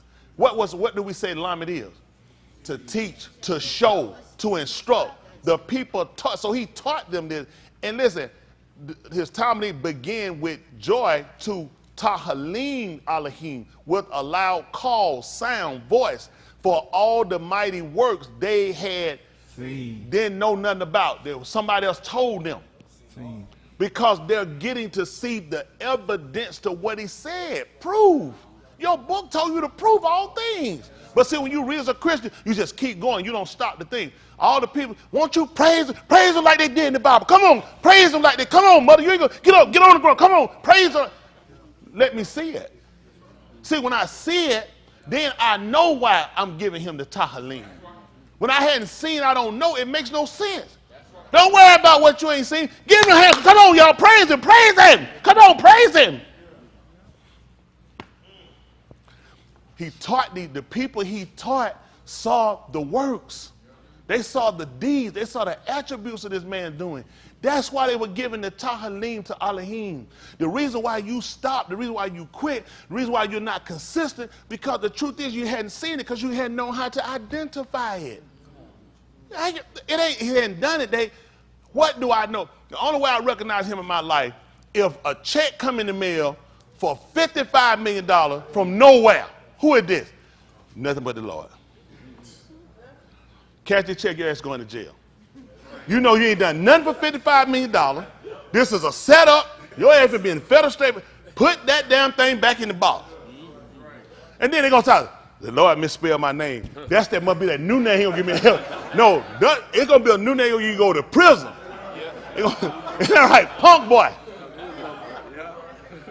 Don't you play around. No, it don't, but see, we don't look at, you know what I'm saying, the things that he give us, the things he allows us that we look at, we can't do these things of ourselves. We talked about before him being an absolute.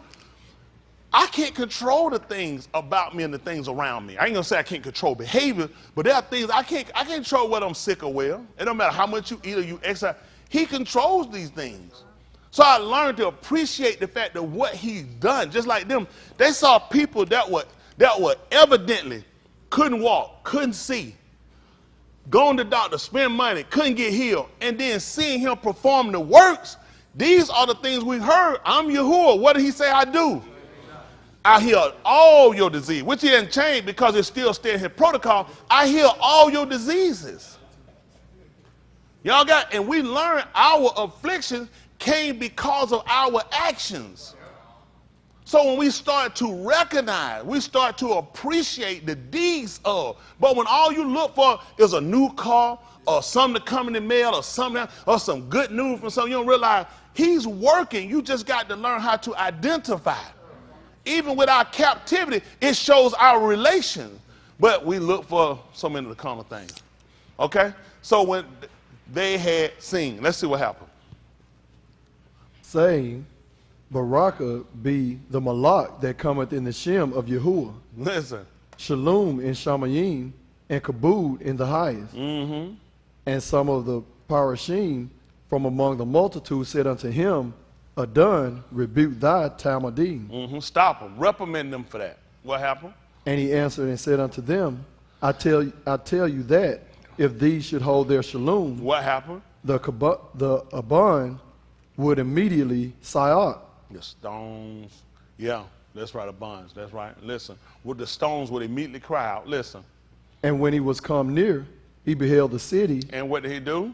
And wept over it. Listen why? Saying, if thou hast known, even thou, at least in this thy yom, the things which belong unto thy shalom, but now they are hid from thine See what he told them? If they had known, which means if you had been previously told, he said, at least now in this time, in your time, guess what happened? He said, but it's been hid from your eyes.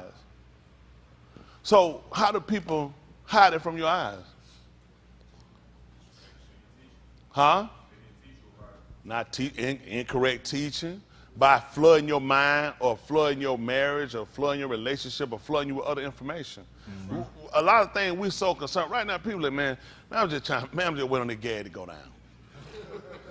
Some people look, man, I've been with you. I ain't trying to be funny. Come on, because see, you gotta because every scenario is not gonna work for everybody. It's the gas for me. Some of these food prices are killing me. That's what I'm worried about. So they keep so many other different derisions among us to why we don't look at the real source of who controls everything. It's Yahudah. And all these things are only coming on their plate for one reason, to turn a people back. It's to turn a people back. That's the only reason it's happening. How else was he going to get us back? Whenever we were in trouble, whenever we was in captivity, is when we look down to consider him. That's why he told us in the day of adversity, COVID, West Nile virus, cancer, diabetes, high blood pressure, every other thing that family hit it is for us to consider, but we don't. How frail, how fragile we are, how easy things can come on us and happen. We were just the day before, how many of y'all remember, pretty much let's say, the day before COVID? We first heard about COVID, it was over somehow, but it wasn't no big deal because, hell, it's in China. Then they found a case or two somewhere about it. We all said, this is something I'm made up. I ain't got it. I ain't said. Now it's what? It's him. It's real. He's managed to go around and plague nations for a reason. Out of every goyim, Elohim is determined to get him a people. That's what he doing. People going to turn to him from white nation, Asian nation, black nations, that so-called black nation, out of red nations, out of every one of these nations, Yahudah is going to get him a people. There are people considering, and you need to be considering your latter end. That quick, that soon, this man had played it, and everything they've thrown at it hadn't worked, just like Pharaoh magician. It's not going to work. He's not going to stop. Yahudah has set himself, and nothing's going to turn him. And it's all predicated on, I'm going to get me a people. That's how he got it from Mizraim. You were redeemed through signs, through wonders. What do you think he's going to do now? Something different? The same thing's going to happen now. Y'all all told us that in the last days. What are you going to do? I'm going to pour out my ruach on all goyim. It's not just going to be a black thing. It's going to be every color. All these people are going to turn to me. And you know, he told you going to see, it's going to be smoke, vapors of smokes. All this stuff going to be, the moon, the Yarushalum going to be turned into dawn. Before that great and notable day of Yahudah. Yahudah getting ready to turn us back. That's what he using it for. But see, when you don't know, like he told you, when he looked at these people, because they didn't even understand. If thou also had known, and that in this dayum, in your day, that the things that are to thy shalom, this work for your peace, but now they are hidden from your because the eye is what we use for knowledge. That's what we get for appearance. He said, you missed it. You're not going to see it, but it works. Let's see what he told us. Listen. For the Yamin shall come upon thee, that thine enemies shall cast a trench about thee, and do what? Compass thee round, and keep thee in on every side. And listen what happened. And shall lay thee even with the Adumah. The Greeks said, the Latin said they're going to beat thee flat to the ground. We don't know nothing about this. Eric Garner don't know nothing about this, do he? Yeah. Joy Floyd don't know nothing about this. Yeah. Listen who gonna do. Your enemy gonna beat you flat to the ground. And thy Benin children who are in thee. Our pregnant women get beat. And the ones coming from you, they're gonna do it to them. They're gonna do it to you. They're gonna do it to your kids. Right. And they shall not leave in thee a bun upon another one. Because thou hast not known the time of thy visitation. That's how dangerous it is for the sit in ignorance. You can't afford for no preacher to play with you. You can't afford no Mary Had a Little Lamb sermon. This man just told you why they were going to do it to you, because you didn't know your visitation. And we had known, we would have stopped it. He said the two of each other had known with what the thief was coming. What he done? He would did what? I want to suffer you to do it to me. He wouldn't want to have no damn peaceful protest. That's in your book. The man told you he would have stopped him. But he told you, since you didn't know, because you missed your visitation, look what happened to you. So a lot of what's happening now, you can't keep blaming it just on the white man, on your father. This is our stuff. We refuse to acknowledge. And because you wouldn't, that's why so much degradation and suffering is coming upon us.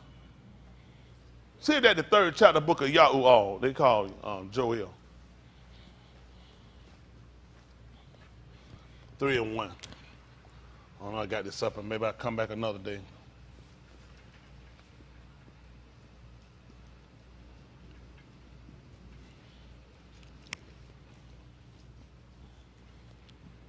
I tell people they ain't got to like me, just a hard truth.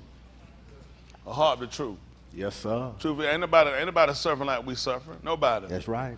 We can't act like it don't exist. As That's long as you act around and you don't talk about it and you don't bring it up, nobody else going to bring it up. You ain't going to walk nowhere. Nobody going to walk up no space and say, man, y'all sure we're suffering. I don't give a damn about you. You don't care. I don't care either. You got to let your story be known. You can't let it go down. I can't wait no February to tell you what's going on here. My ass got kicked in March and January. And tell me to wait to January to tell it. Why I can't tell it in June and July? I know what I got to do. I got to keep reminding my people. I got to keep letting them know what's going on. Stay conscious. Let's see what he told us. Hold on for a minute. Latin, Greek. I'm missing my. So it's kind of big. Why I can't see this side? You got to slide it over.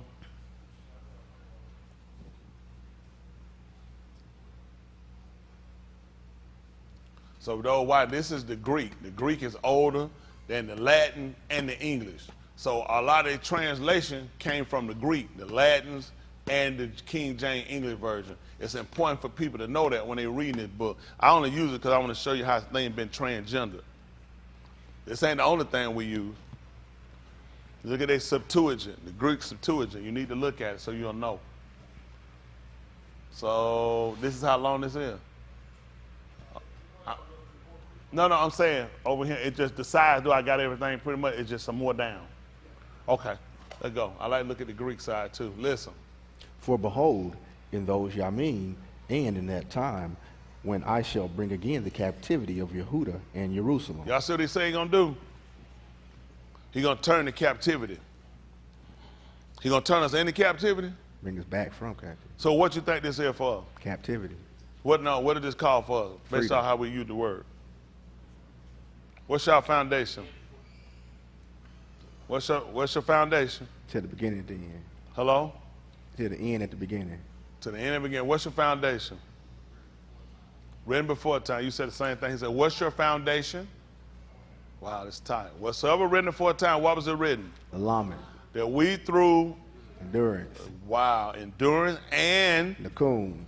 a reward. He's trying to tell us, why you tell me this? Because I'll quit. If you keep me in captivity, I don't ever see deliverance. It don't make sense to stay with you. He's trying to keep me from quitting. I'm constantly in captivity. Why do y'all think we use 15 and 4? It's just a phrase. It's your foundation. Why was it written? It's the teach. Now he's telling me, listen, behold, in those Yamin, in that time when I shall bring back the captivity of Yahudah and Yarushalum. Where were these people at when he was in the Mount of Olives? In America? In Mexico? In Japan? In China? He was in Yarushalum. That's why he was looking at these people, because you don't know what's happening. You didn't know that I came to turn your captivity, to turn it back. But it was hidden from your own. Because your captors didn't want you to understand the word. They just take it for shout, speaking in tongues. They don't know what they're doing. They're making a fool out of themselves. On the day of Ukar, what they call Pentecost, those people spoke in language and people were there. You know how a retard you ought to tell people they spoke in an unknown tongue? That's stupid. You never found no group of people speaking no unknown tongue. It's going to be done by course at one time, and someone has to interpret. He said, otherwise there's no edifying.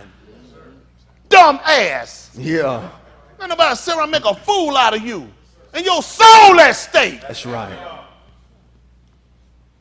Man, I tell you the day's coming. Who you think gonna hear this? People who's in captivity will hearing this. Because I'm going to quit there if I'm not going to get out. It makes no sense to stay. That's right. My whole life gonna be captivity, captivity, captivity. No, the days are coming that I'm going to turn you from your captivity. That's right. Listen. Heather. Uh-huh. Goyim and bring All the nations. You got to turn it more to your mouth. You kind of sound far off. All the Goyims. all Goyim and Yeah. bring them down. See that? He's going to bring them all down to the valley of Jehoshaphat. Listen. There, Hold on. And there he's going to contend with them. That please sign, he's going to be begging. No, there he's going to contend with them. There I'm going to contend with them. So he tell you what's going to happen. Now this is what you need to know. Now he just told you the beginning and the ending. At the beginning he told you he's going to turn your captivity. Your captivity is going to happen. So I know that should make you feel better you're getting out. Now I'm going to tell you how. I'm going to bring all these nations down to the valley of Jehoshaphat. When I get them down to the valley of Jehoshaphat, there I'm going to plead with them. I'm going to fight with them. How many of y'all not familiar with the valley of Jehoshaphat? Okay, let's see. How what you got? See that should be Beth, Dabarim Hayamin. They call Second Chronicles. Dabarim Hayamin. It means the matter of the days. Second, Beth, Dabarim Hayamin. See if that's 20 and 15. Let me see 20 and 1 first.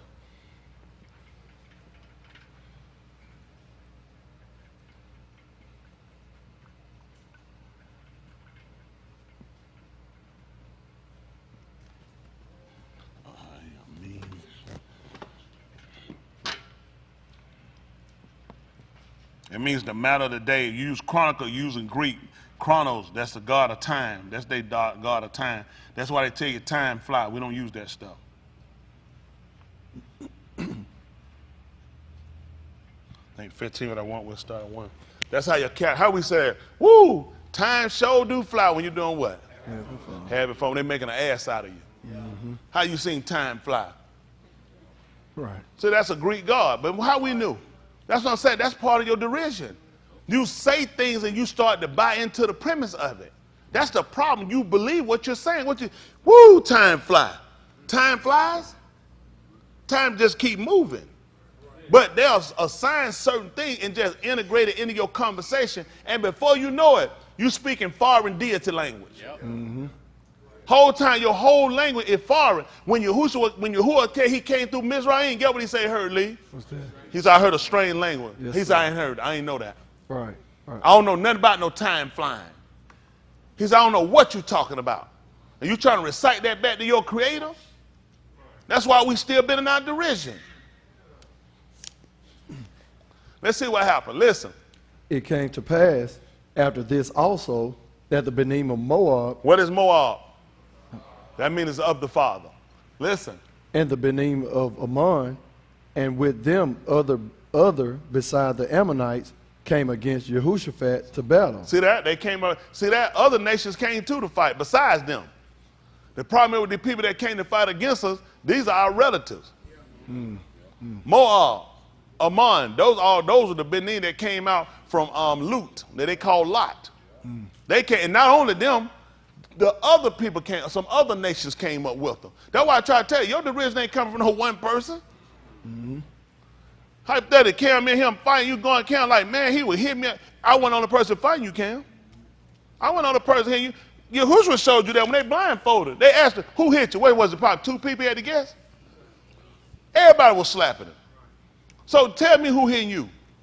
He knew it's impossible for you to tell me who hitting you. There's not a nation on their planet. Let me just tell you, y'all take how y'all want to take it. There's not a nation on their planet that is not a part of your derision.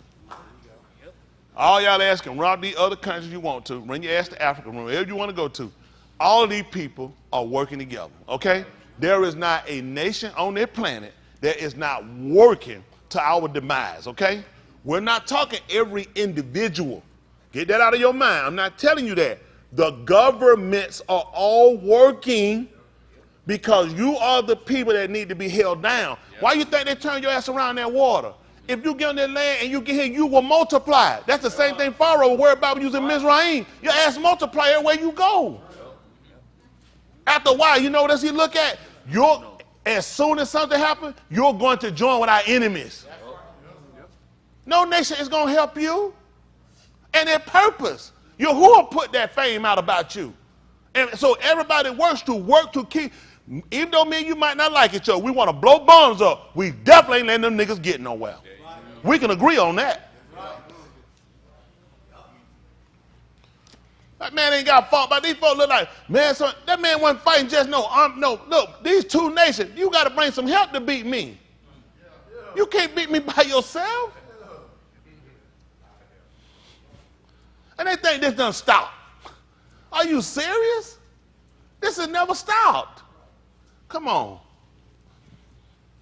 Then there came some that told Jehoshaphat, saying, there cometh a great multitude against thee from beyond the Yam on this side Syria, and behold, they be in Hazazon Tamar, which is in Gedi. Okay. And Jehoshaphat Yara, and set himself to seek Yahudah. He turned his face to seek Yahudah. What was he looking at? He looking to Kadim. Kadim is the east. He was setting his face to Yahudah. See, all that's important for you. Why? Let me tell you how they teach you. You know what I appreciate God for? You can pray anywhere. My enemy's coming at me. My destruction coming. Why am I worried about which way my face turns? That's how serious the way is that people knew. All this is something we never thought nothing about. You just stand there, pray, don't make no difference. Listen, God here anyway. I'm not serving God, I'm serving Yahudah. I'm serving Elohim, and the man looking at his enemies coming on him. Why is he worried about which way his face is pointing? Because there's a significant. The agreement that we set up through Shalom, that they call Solomon, he told her if we turn back toward, we had to turn back toward Kadim. We had to go back toward the direction because that's the way we got to get back to. The same thing Daniel, when he prayed 3 times a day, where did he pray? Toward Kadim. He wrote how important it was to pray toward to turn my face toward his face. My hands are up because I don't want to be in a defensive manner. Same way the police, put your hands up so I won't do what? So I won't shoot you. My hands up because I don't want Yahudah to see me as a threat when I turn to his face, which is his pioneer. He was seeking and causing the enemy. Nigga been praying every which way but where he need to pray. Mm-hmm. That's why you ain't got free. This man here is sitting here looking, and he earnestly did this, which means he had the most serious state of mind. Yeah. If people want me, well, don't be so hollering and fussing. Is it not a cause? Yes, sir. Is it not a cause? Yes, sir. Another man hung in a tree, and can you imagine your child hung in a tree? You get the report. First of all, for a parent, the worst thing you want to hear is your child dead. That's top of the level. Top of the level. No, but who want that call? But then your child in a tree hung. You already put somebody hung my child? And by the way, we can't let you see the body. Nor can we let you get the body or do an autopsy. And it ain't on the news. How many people behind this? You talking about the people who keep a damn scanner on, that's how they get the news. The people who got police contacts, that's how you get the news. But this somehow missed the news. Yeah. Black man, veteran, swinging in a tree dead, mama can't get the body, mama can't see and can't be no autopsy. And you tell me, and we just gonna look at the police? The news. Who keep the scanner in here, who run to the scene right as soon as it happens. Let's not get them because what happened? They all together. Yeah. They all together. And you know what? You ain't got to worry about it. Wait till it's your ass. Wait till it's your son. Wait till it's your daughter. That's why people come. We can't afford to sit around and act like this don't belong. This hurts all of us. That's right. This the same shit we done seen since we've been here. That's right. They come out no equality, no right and justice. They ain't gonna let no white boy hang from no tree and that shit ain't gonna hit no news.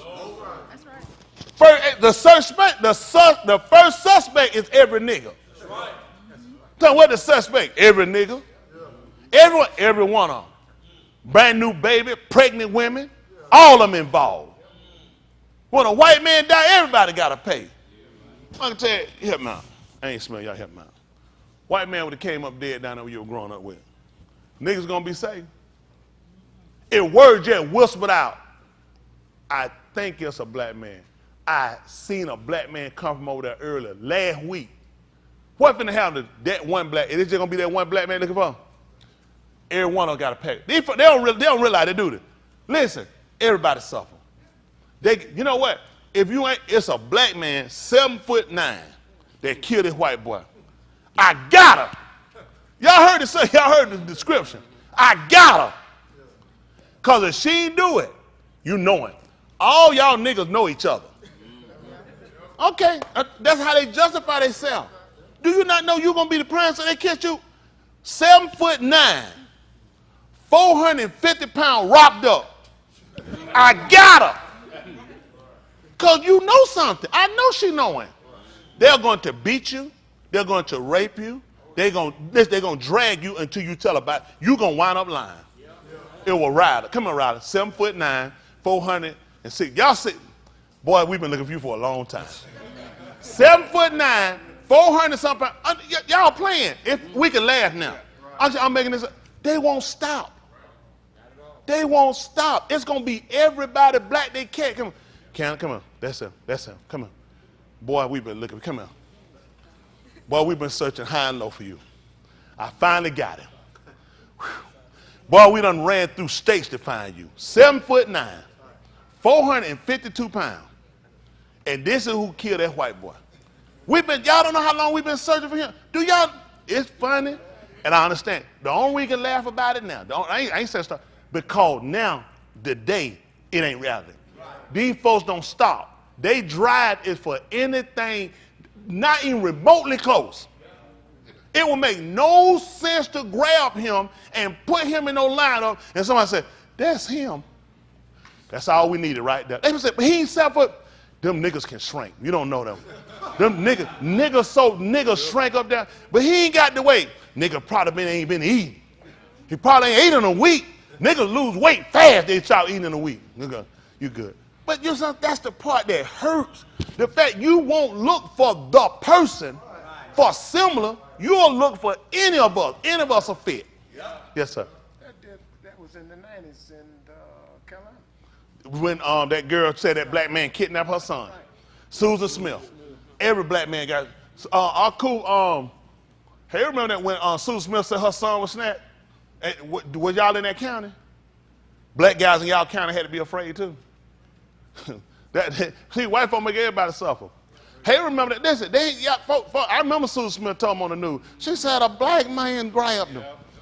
Listen, they grabbed every black man they could find down there. They whooped them, they beat them. Listen, it wasn't just the police, these citizens, because that's the mindset of people who don't care.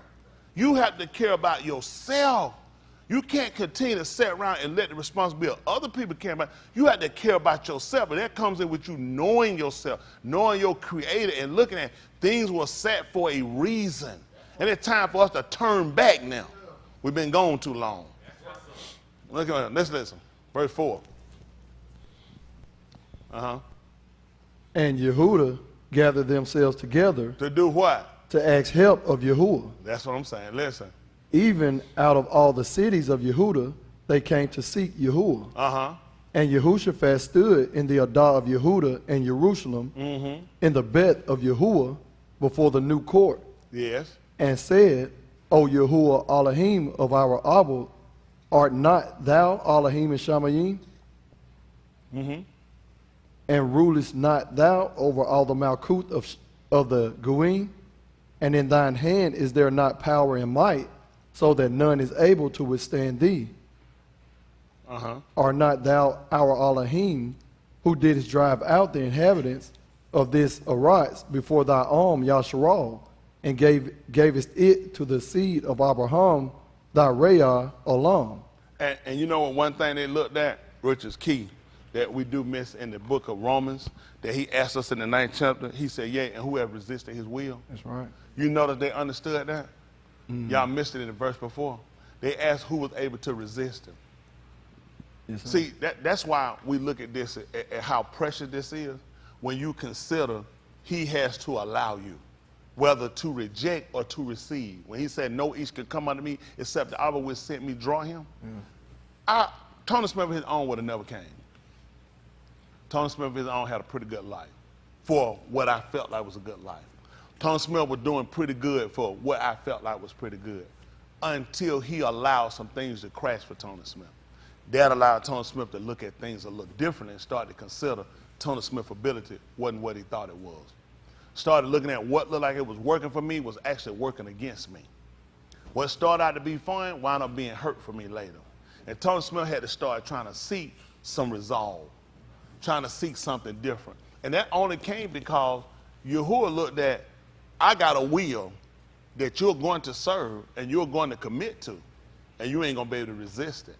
And when we sat down and we reasoned over this, you're going to see for yourself, this is the best logical explanation for you. To do what I told you, or you're going to die. He didn't literally come, put a gun to my head, or force me, or grab me and pick me up and put my clothes on.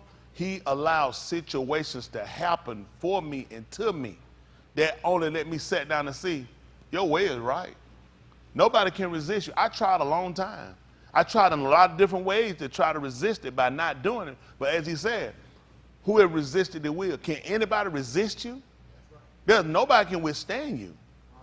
But they understood that for us, this is why a lot of our fight is still against Yahuwah, because we feel like in ourselves we can resist him. We can hold off longer. You can't do it. If you're resisting, it's because he's allowing you to do it. You're not resisting because of your own ability. See, what we had to come, or what we need to come into the knowledge of, is stop thinking we're fighting against him. He actually set you in that position.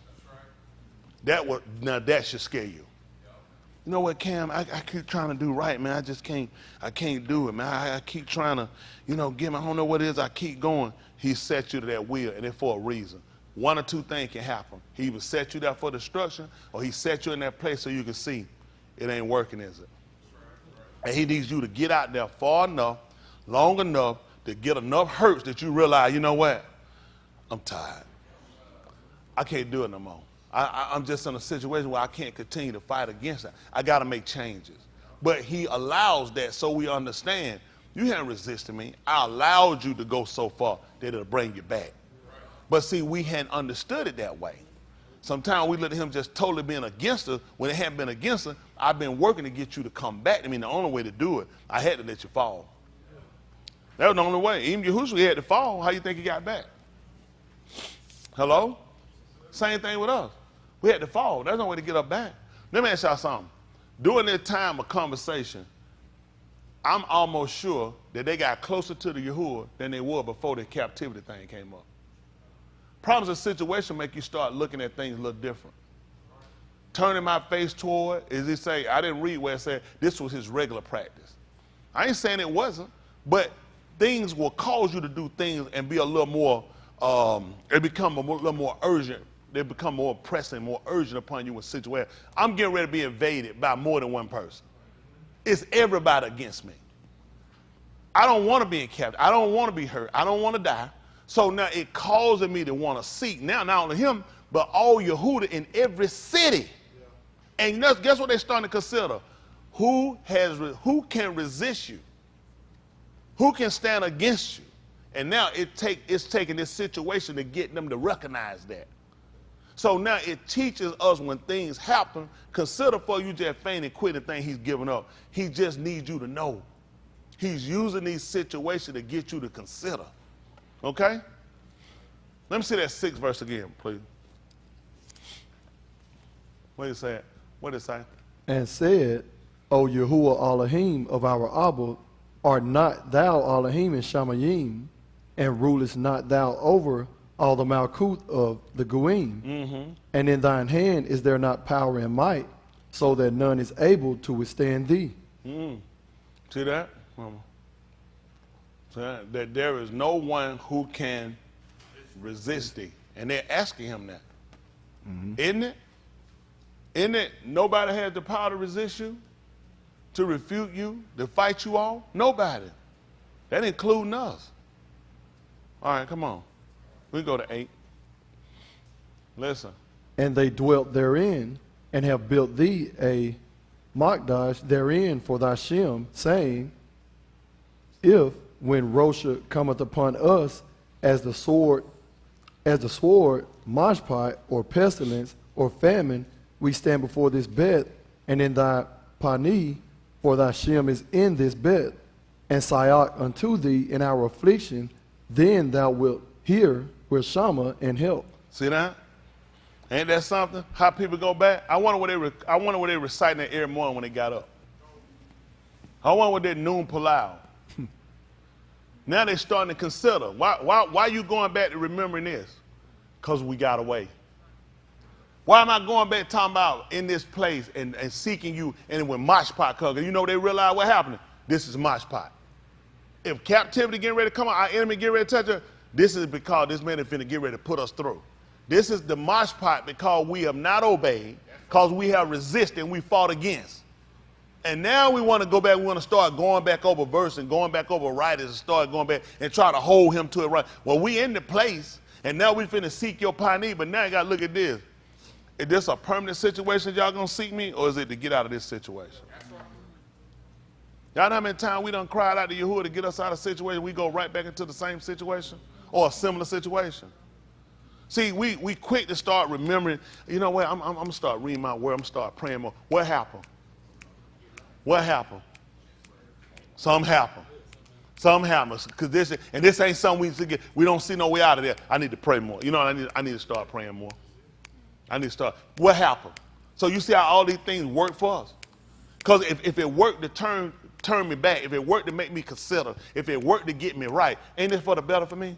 Then my spot coming on me? Because now I'm thinking, I'm considering, I'm going back to what the word said. Because now I'm talking about, oh, if I stand in their place, oh, if family judge. I also had to do what though? Turn from what? Guess what I did? I turned toward their face. Huh? See what I'm saying? I'm ready enough to tell you, where was I? If I turned toward their face, where was I before that? So all this I'm considering, have I gotten away from it?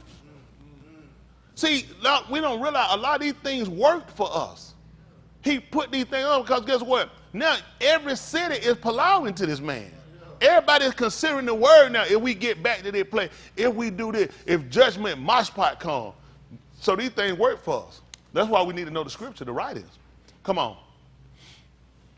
And now, behold, the Benim of Ammon and Moab and Har Seir, whom thou wouldest not let Yasharal invade when they came out of the Aras of Mizraim, but they turned from them and destroyed them not. Behold, I say, how they reward us to come to cast us out of thy possession, which thou hast given us to inherit. That's what he's looking at. Come on. The same people that we showed pity to, this is what they came and did to us. They came to thrust us out. Ain't that right? The same thing when Yahushua came down to him. He could have came down and destroyed us. And you ain't going to believe it. He spared us and we cast them out. We cast them right out too. Listen. O our Elohim, wilt thou not shafet them? For we have no might against this great company that cometh against us. Neither know we what to do, but our own are upon thee. See that? Now we're going to look to him. Now we're looking to him. We without resolve. We don't know how to get ourselves out of this situation. And now we don't have to literally, physically be in these situations, but situations can come on us and it can put us into a where we don't see an out. Right. So these things can come for a reason to get us to turn back to realize I can't get myself out of it. I need to just keep my eye on you. Because that's where my knowledge comes from. Even Yahudah said he won't look to the heart. So he wouldn't been looking at these little bit of rock. The heart also position up, from which cometh my well. Yep. That's why he put Yahushua up on the heart. Hello? Where was our help coming from? It was coming from him, which made the Shamaim and the Arise. So it all made sense with Dawood too. I was going to look to the hills. People walk around there, just see a mountain and start looking to it. That's what the Bible say. That's talking about Yahushua, because he was up on the hill. He was up on the heart. Ain't that right? That's why it helped. You tell me you looking at rocks, your help come from Stone Mountain? No. Your help come from Red Top Mountain. Lookout Mountain in Tennessee. Did that make common sense? But as a Christian, how were you thinking? See, it only makes sense when you look at why the book said they shall look on him whom.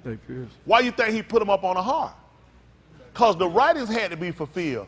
I'll look to the hills, from which cometh my help. That's right.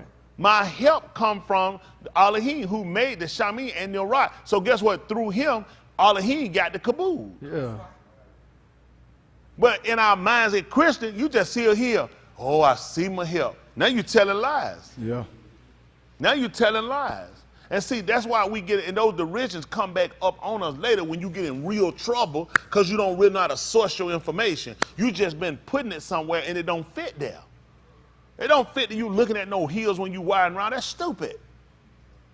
Hey, you looking at Mount Arafat for? I mean, I don't know. We just been misled so bad. People in general. All right, come on. And all Yahudah stood before Yahuwah with their little ones, their Nashim and their Benim. Then upon Yahaziel, the ben of Zechariah, the ben of Benaniah, the ben of Yahiel, the ben of Mattaniah, a Louis of the Beni of Asaph, came the Ruach of Yahuwah in the midst of the Adah. Listen. And he said, Shama ye, all Yahudah, and ye inhabitants of Yarushalum. Why? And thou Malak Yehoshaphat. Why? Thus said Yahuwah unto you, be not afraid nor dismayed by reason of this great multitude, for the battle is not yours, but Elohim. They put the battle is not years instead of yours, but Elohim's. Now you know who it belongs to. So when Yahuwah told us that he was going to gather all Goyim down to the valley of Yehoshaphat, it's because this wasn't going to be your fight. I'm going to fight it. But look at what they had to do in order to get him to fight for him. Everybody had to assemble themselves with their Shah, with their little ones. Let me ask y'all a question. Is that possible for our Goyim to do that today? The home is broken up. He told you the thief come. He come to steal, to kill, and to destroy. That's how we saw him at the thief. That was saying he came to kill, to steal, and destroy. He stole the man, he stole our kid, he stole the wife, and he destroyed our home. And then he killed us. That's what we saw him at the thief. He came we're so dispersed and so scattered. Getting back seemed almost virtually impossible, but now he's reclaiming us through knowledge. He using the same thing he intended before. He using the word to bring us back. He ain't flew no quote unquote, they said no white angel down, no white robe or no black one either with no barbecue sauce on it.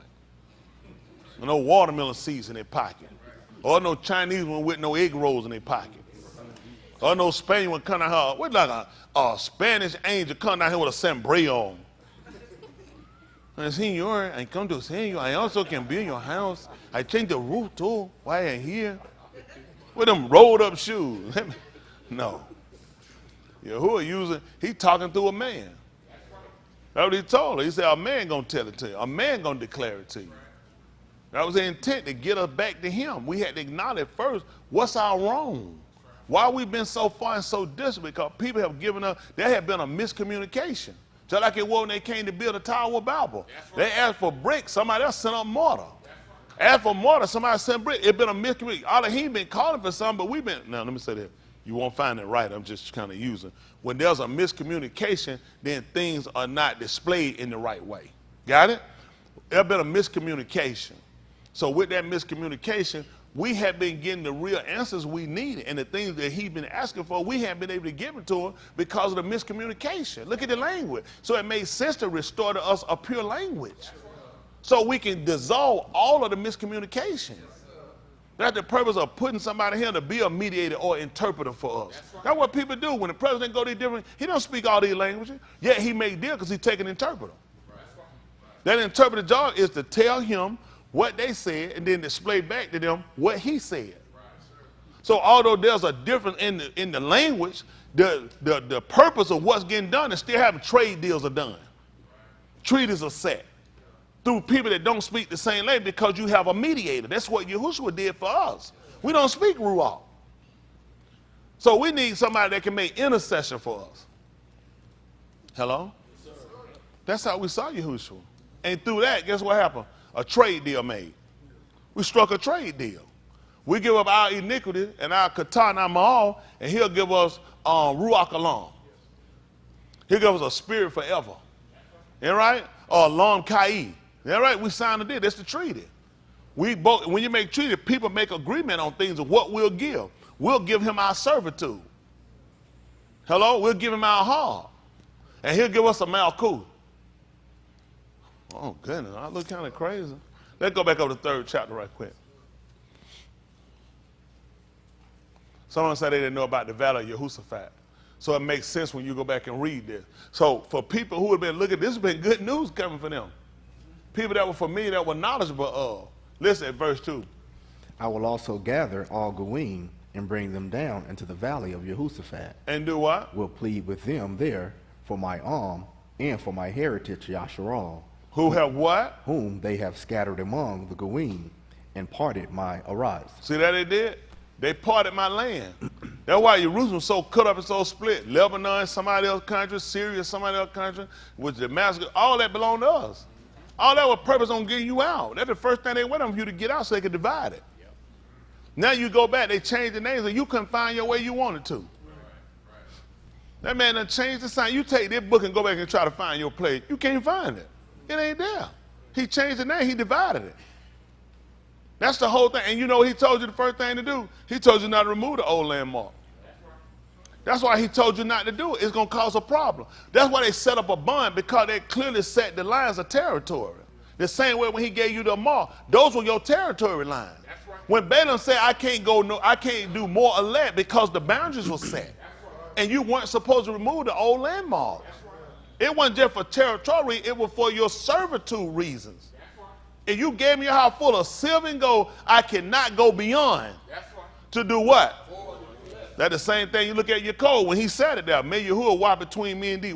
You can't go beyond this. Yes, sir. Yahudah watching. Yes, sir. What do you think? When you find that your code went back over that wall? Later, I can't go beyond. That's what Balaam got it for. I can't go beyond to do this. Do less or do more. That wall represents the word for us. Right. The reason why we're in our situation, yes, there are a lot of different things that play factor, but we also play a major factor in why our situation is where it is.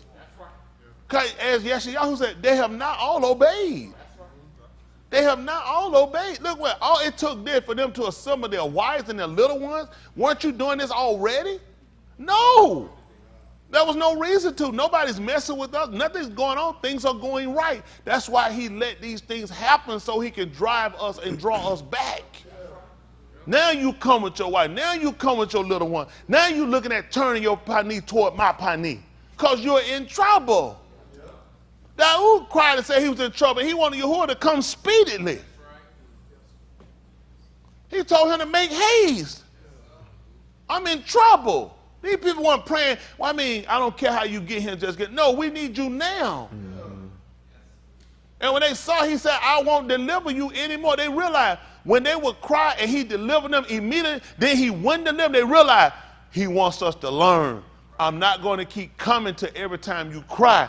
you're going to have to get in your law to live right. You're going to have to get consistency. I'm going to leave you there for. Why do you think he left us in this long?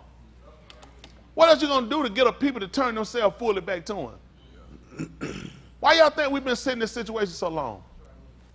So he can get us to turn our whole law back. We were on the turn for the situation. Just like that, you turn for the situation. You're not going to stay consistent long. Any of us saying, we don't stay consistent long. So he leave us in the derision long enough, then you'll turn with your whole law. Time to get to where you'll surrender. It's just like sometimes it ain't matter how. See, you ever been on a situation where y'all had somebody trap y'all trying to get them to come out? They don't come sometime. It take a couple of tactics sometime to get them out. Sometimes it might be tear gas. Sometimes it might be a total surround. Maybe you have to kill the power. When they sit in here, they realize they ain't got no energy inside the house, no energy. They realize my end is near now. They get ready to come. Just like you start to see dark and the devil come in, you realize this your end right now. Your out is over. I gave you an opportunity to come out. I called you first and told you to come out. You wouldn't come. I've been calling and calling and calling. Now I got to use a different tactic. And now when you want me to stop, it's too late. We already done put, we're a full solid attack at that point. And that's what we at with Yahudah. He keep working and keep working. He done told you, I done sent all my Nabim. I got them rising up early and even late to try to call you, trying to call you. Now, I got to do full frontal assault. Yahudah, draw back. Yahudah, turn back thy hand from thy wrath. Not now. I already done came my reward with me. See, we hadn't understood it to that magnitude on where we really need to be at. Listen. He said, listen, who have been dispersed among the, I told you ain't know what we ain't been. That's why y'all think all these nations, Afghanistan, Pakistan, China, just anywhere, all the, why y'all think all these places been with flood? South America, here people done went out and we done joined these nations. We forgot who we were. You ask any of these people, well, I'm Guatemalan. Boy, you a nigga. Yup. We said, dark skin, you tell her that stuff. We said, you a nigga. Yup. No, senor, I ain't Guatemalan. You a nigga. I mean, that's how we know stuff. Yep. And in saying that, that's not our, original state, but it's how we see things. It don't matter what you call yourself. I know what you know how we'll look at you, see a black person tell you something, I'm Portuguese, you a nigga. But for us to say we enter these nations, because we actually a nation he done made for himself, and he pulling us out. That's why the storm, the flood, the droughts all coming, because he got people in them places, and the only way to get them back, I need to get their attention first. That's true. I couldn't grab him to take him to first thing he want to know, where is he going? What am I doing? Is he going to be at first alert? Where is he going? I had to put enough stuff on him, he's going to recognize who coming to get him, and he know he getting ready to go home. Otherwise, I'm going to get a lot of resistance. I'm going to get a lot of fight because he's not going to want to go. It don't make sense. He already at home. So I got to tear down everything he know is home. I got to destroy everything he held his truth, hold his truth, and I got to establish a truth with him. So when I come, he'll be looking for me. When I come to take him, he looking to go. Why you think he letting people know what he getting ready to do? That make no sense for you just pop up and state me, what you doing here? We supposed to be doing something tomorrow. You don't pop down here quick and oh, big man, slow down. We ain't trying to get no reward. We got some stuff playing. I got stuff. I'm saying, I mean, you could have. Let me ask you a question. What would have hurt you to call? You couldn't have. You couldn't have text. They're asking. You couldn't have. You couldn't text or nothing. I got Snapchat. Come on. I'm saying I got TikTok. You could have made a TikTok. Something just to pop up like this, big man. That's. I ain't trying to. I know me though. Before I pop up somebody's house, I try to call.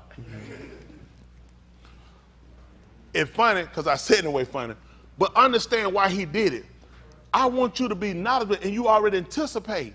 I don't want Ray thinking he's going to be here forever. I don't want Ray thinking he's not going somewhere. So I'm letting you know that the days are coming, Ray, that I'm going to get Yahudah, and I'm going to get Jerusalem.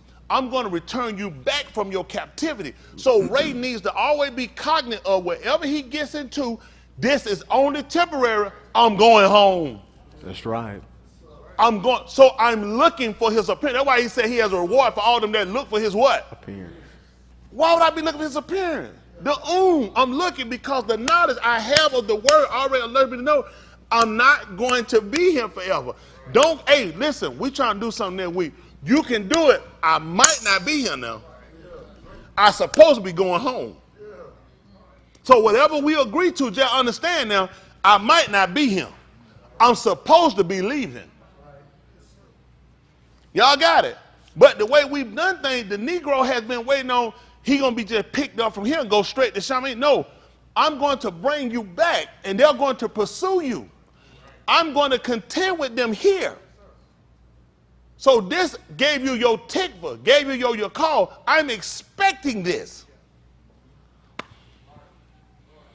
You order some, okay? You order some.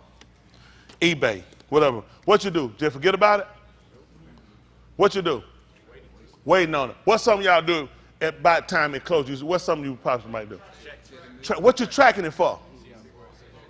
First of all, let me get on y'all. First of all, that's stupid. You ordered it, just sit back and just wait. It'll come when it comes. Why you want tracking? Because that also alerts your anticipation. It should be him. It's supposed to be. So, although he told me coming, I'm tracking him. This you're tracking. We're tracking the package. Where is it at? Y'all got it? When are we anticipating to be here? So I'm looking for events. Events are giving me timelines. I ain't just leaving here to go somewhere else. He's going to bring me back, and he's letting me know. Listen, just like it was with them in Mizraim, they didn't know. He knew they're going to pursue you. And there I'm going to contend with them. So he let me know when he bring me out. I don't want you thinking, oh, I brought you out and these people going to take you. No, I brought you out and I know they're going to follow you. I'm going to contend with them right there in the valley of Jehoshaphat. Make sense? Yes, sir. Let's see what he told her. Listen. And they have cast lots for my arm and have given a boy for an harlot and sold a girl for wine that they might drink. Listen what happened. Yea, and what have ye to do with me, O Tyre and Sidon? Y'all remember these places? Hold what you got. Look at the 11th chapter. Let's see what happened. Let's see the 11th chapter of the book, since he read that. Let's see the 11th chapter of the book of Matthew. Now give me some time. Ooh, I'm glad they left. Like they bought him a spirit. Ooh, it's heavy on my spirit. Some stuff heavy. See, where we at, everybody not ready for our information.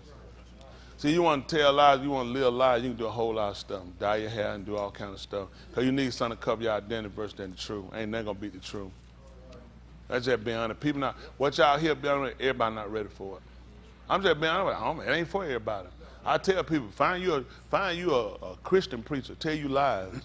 I don't want to tell you, I know people say the way he do it, at the end of the day, I'm telling y'all the truth about our situation, and you got to be alert, and you got to be real about it for yourself. People don't get better till they know what happened, till you really know what's going on. You know how long we done lied to ourselves? Man, I'm living a better life than my mother and my father lived. She lived a better life than her mother and her father lived. Her father lived a better life than lived, and we still ain't went nowhere. The truth is we still ain't went nowhere. You see what I'm saying? You still ain't went nowhere, and nowhere they can't come and they can't break you right back down. So we, in us finding solace in their place, we also broke away from Yahudah, and it's more or less, it put a hesitation drawing too near to him, because we got so much stuff, and I don't want to mess up what I'm working on right now. We want him to come at our convenience. No, we need to be delivered now.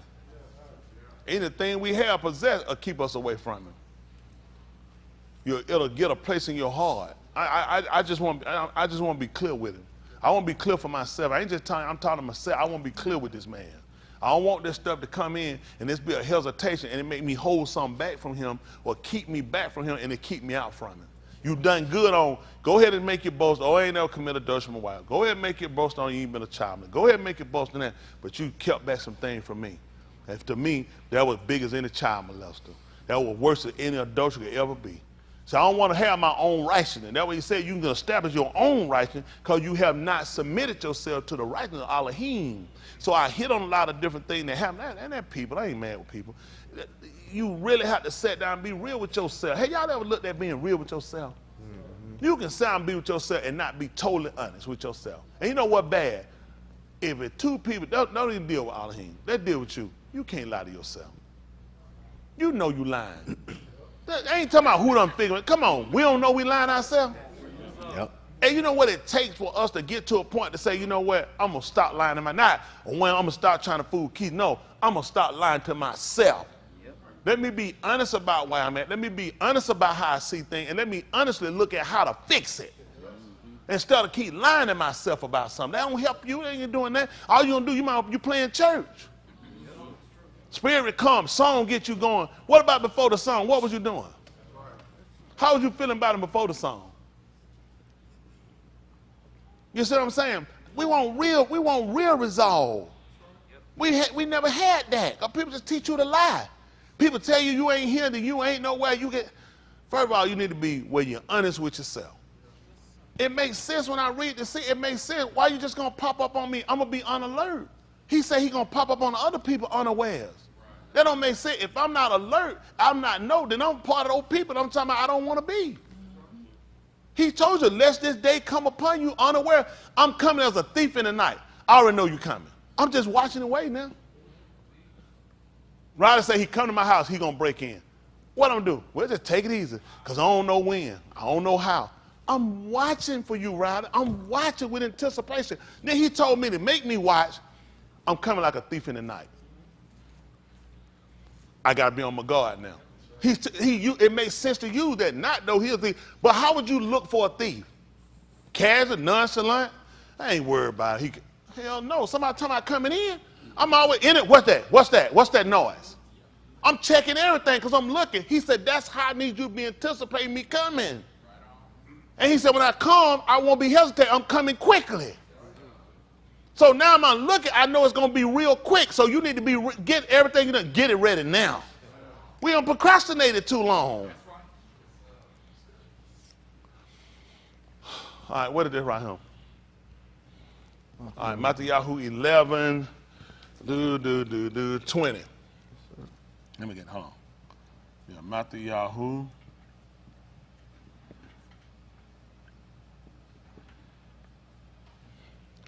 20. Listen. Then began he to upbraid the cities wherein most of his mighty works were done. Who know why he would have done that? Hands. Why?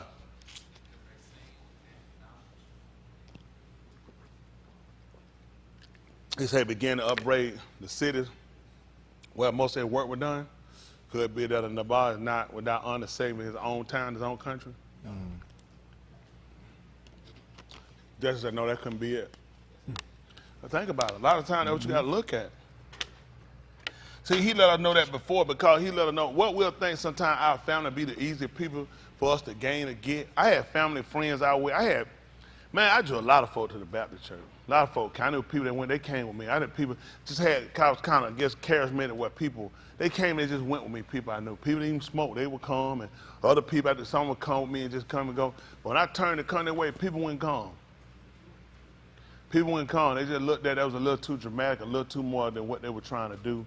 You know, the other way was, okay, I could, check that out. They, you know what I'm saying? They would kind of look at it, but this way kind of, I went all the way here, but holiness even came further over into certain things. You know, the women not wearing the dress, the makeup, and getting rid of all these different things. People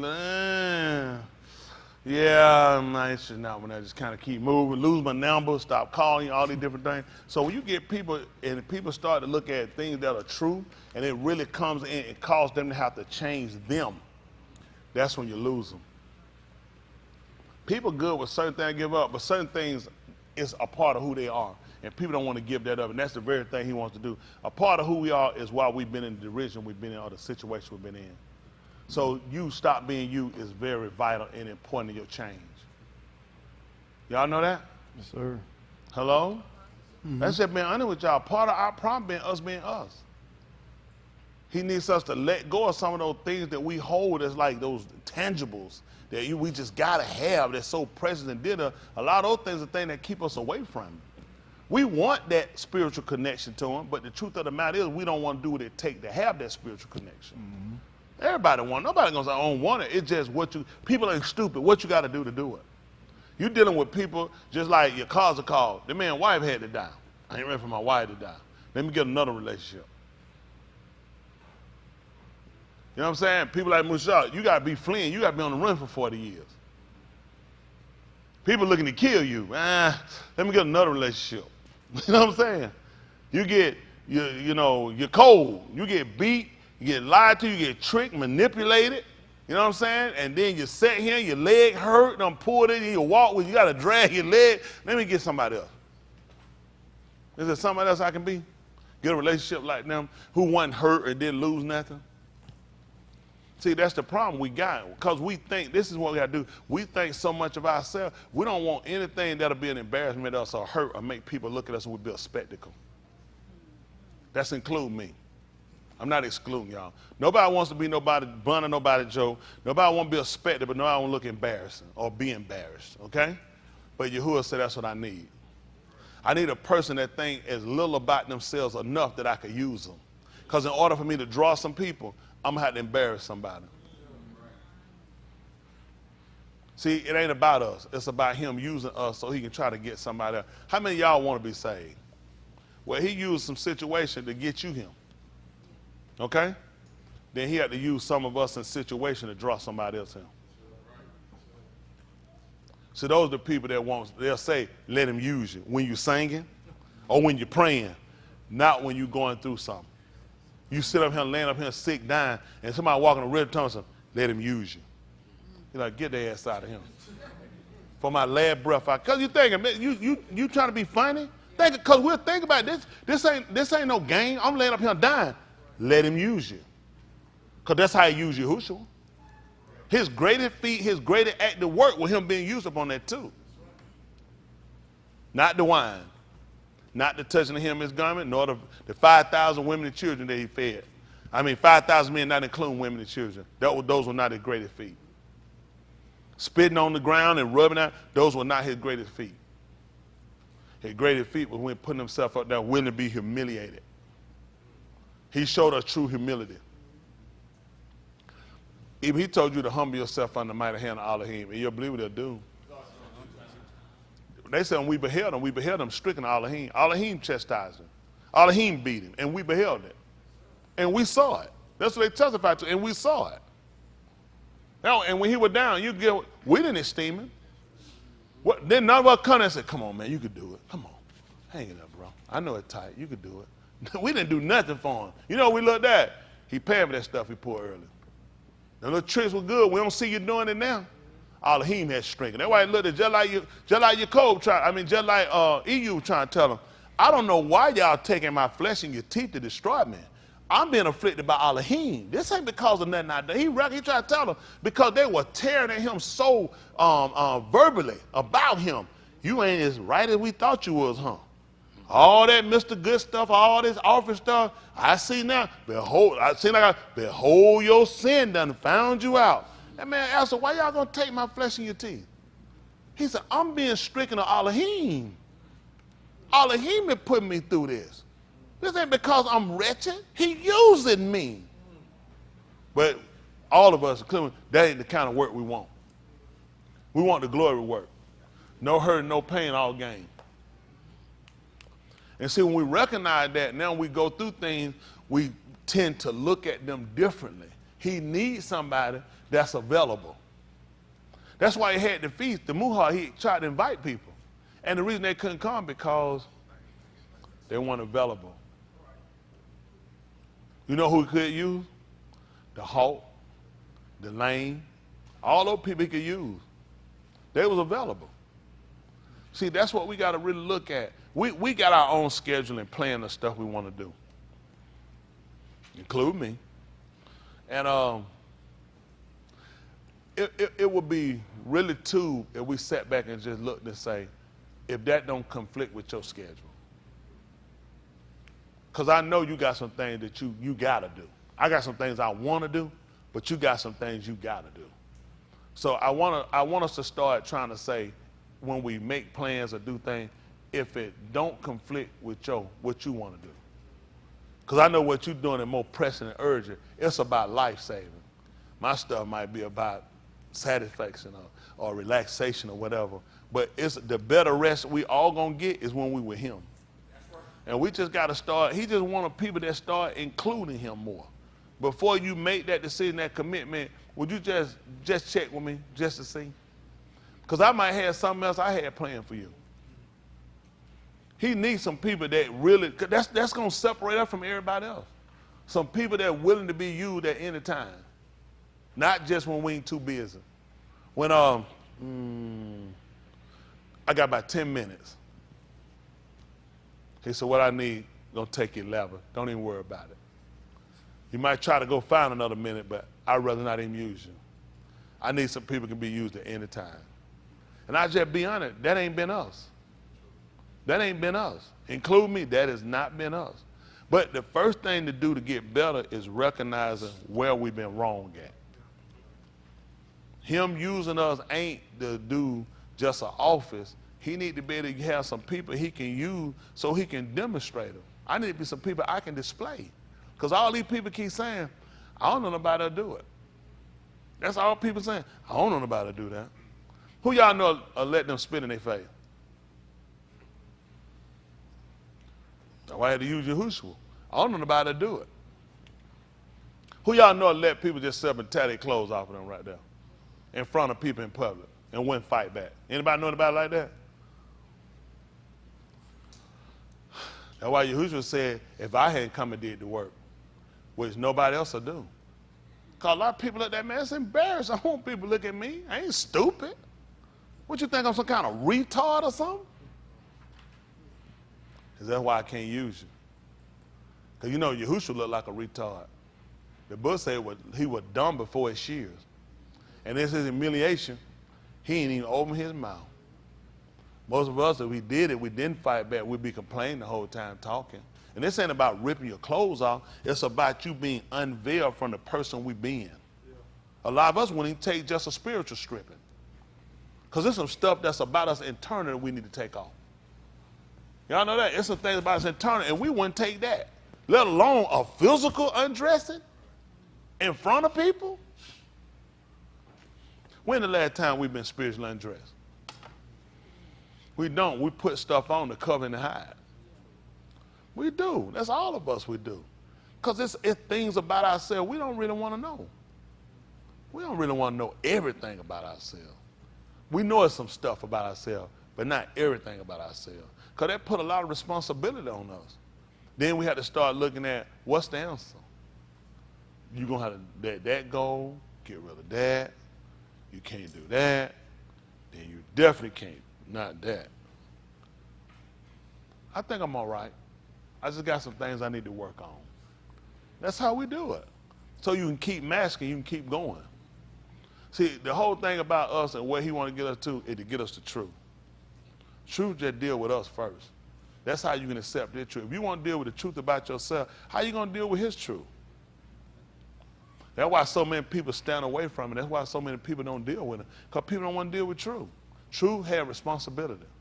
Yahudah said, you know the truth will make you free. So I'm going to give you the ability to break yourself away. If that's something you want to do, that's a lot of work. That's a lot of work. And put responsibility on it. Just like them bringing them out of Mizraim, they put a lot of responsibility. They had to have somewhere to go. Then they had to set up things. They had to provide for themselves. I use the people providing for me. Now I'm going to set you up where you become self-sufficient. People are saying, but people don't really want to do. They realize all the work that's entailed with self-sufficient. Let me go back to work. It's easier. This is safer. And what Elohim tried to give us, it ain't always comfortable to our flesh. But it's the best thing for us. Because he tried to show you, get you out of the impossibles or all these things you keep saying you can't do and you don't know how to do it until you actually put in the situation, you ain't gonna never know how to do it. Why would you until you do it? Why would you? So big our fear is what I don't know how to do. How many of y'all know how to do trigonometry? Okay, how many of y'all don't know how to do it? Why don't you know how to do it? Somebody give me an answer. Huh? So since you ain't been taught it, you don't know it, you just stay away from it. That's the best answer. When they come down to serving Elohim, why you think people don't know it? They ain't been taught it, so get what they do. Stay away from it. I don't know it. Why go flood yourself with something you don't know? Stay with what you know. I know Jesus. I know Sunday. I know prayer chain thing. I know tithe. I'm being honest. Why y'all think people break up? I got to learn all this stuff? That makes no sense. That's why people don't go to school. They say, man, caught a book. That's what people, I ain't trying to learn that, man. You got to read the whole, nope, stay away. So the fear is what keeps us away from the responsibility.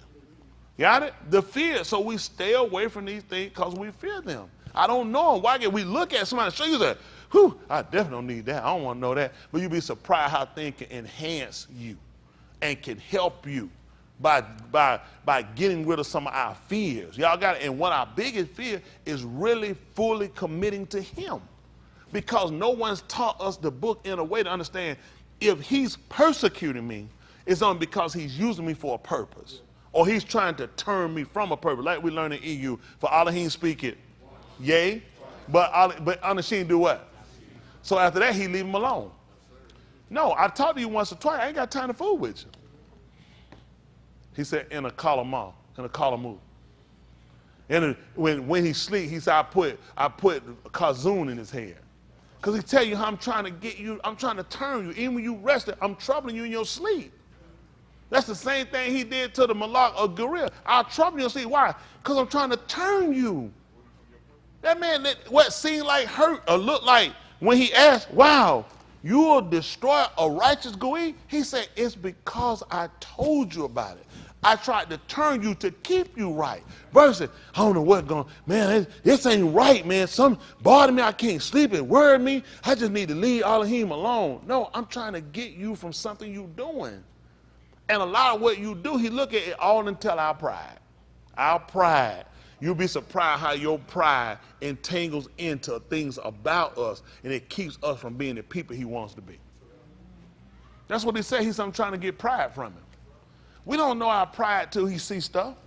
You might not have your chest out. It's some things you pride. He said the things you pride keep you from me being able to use you too.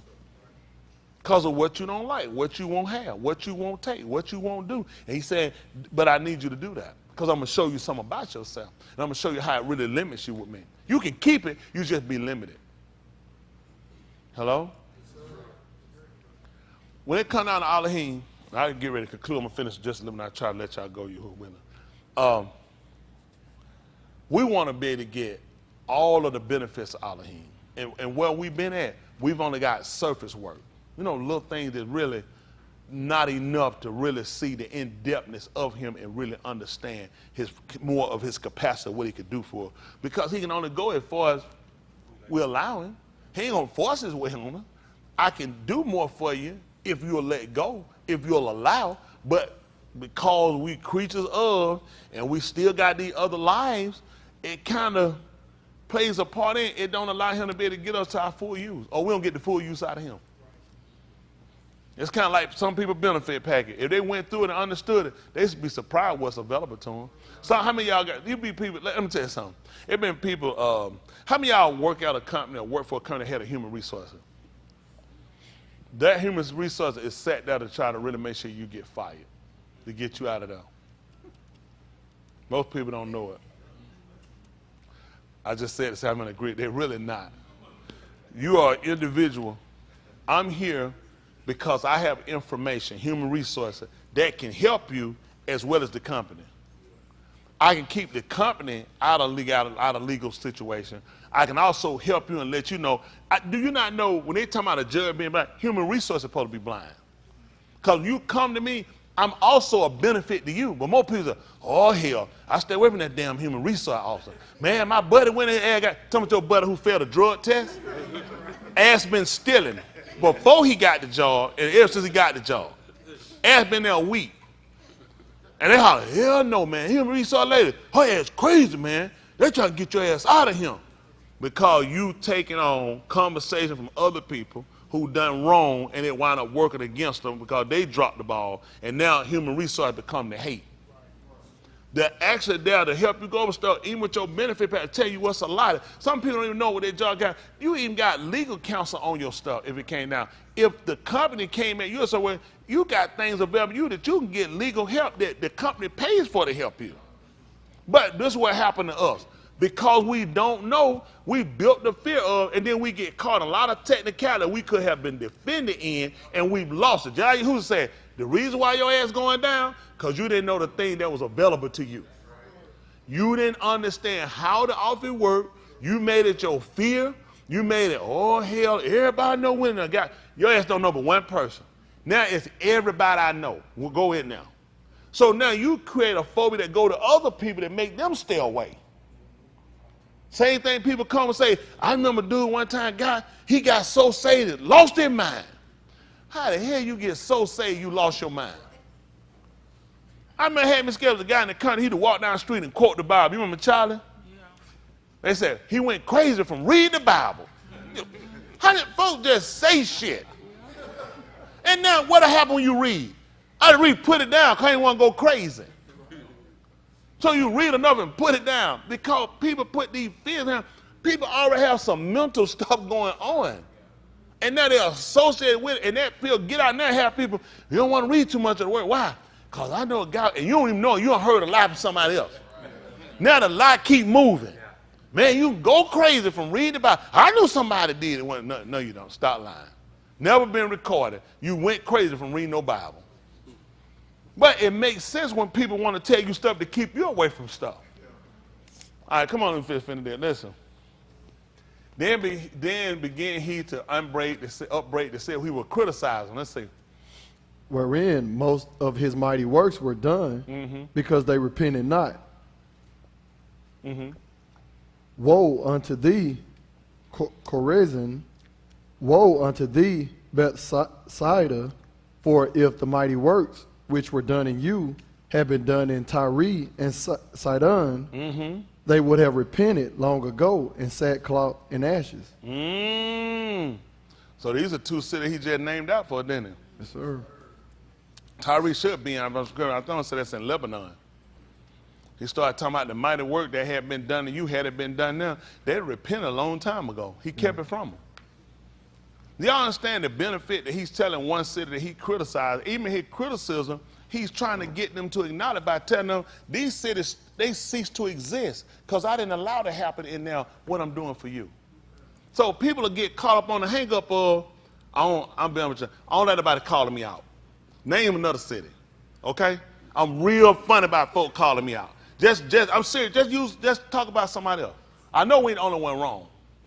He was telling them only to benefit them and telling them if the works that were done here had been done in Tyre and Sidon, they would have repented a long time ago. What does he tell us? But I say unto you, it shall be more tolerable for Tyre and Sidon at the Yuma Mashpat than for you. So the comparison he's using is telling them that you worse than them, which means in order to tell them, they had to know about them. They had to know about them to be told that the judgment was going to be more tolerable and going to be easier for them than it was going to be for them, which means you need to start taking knowledge of what you hear and what you see.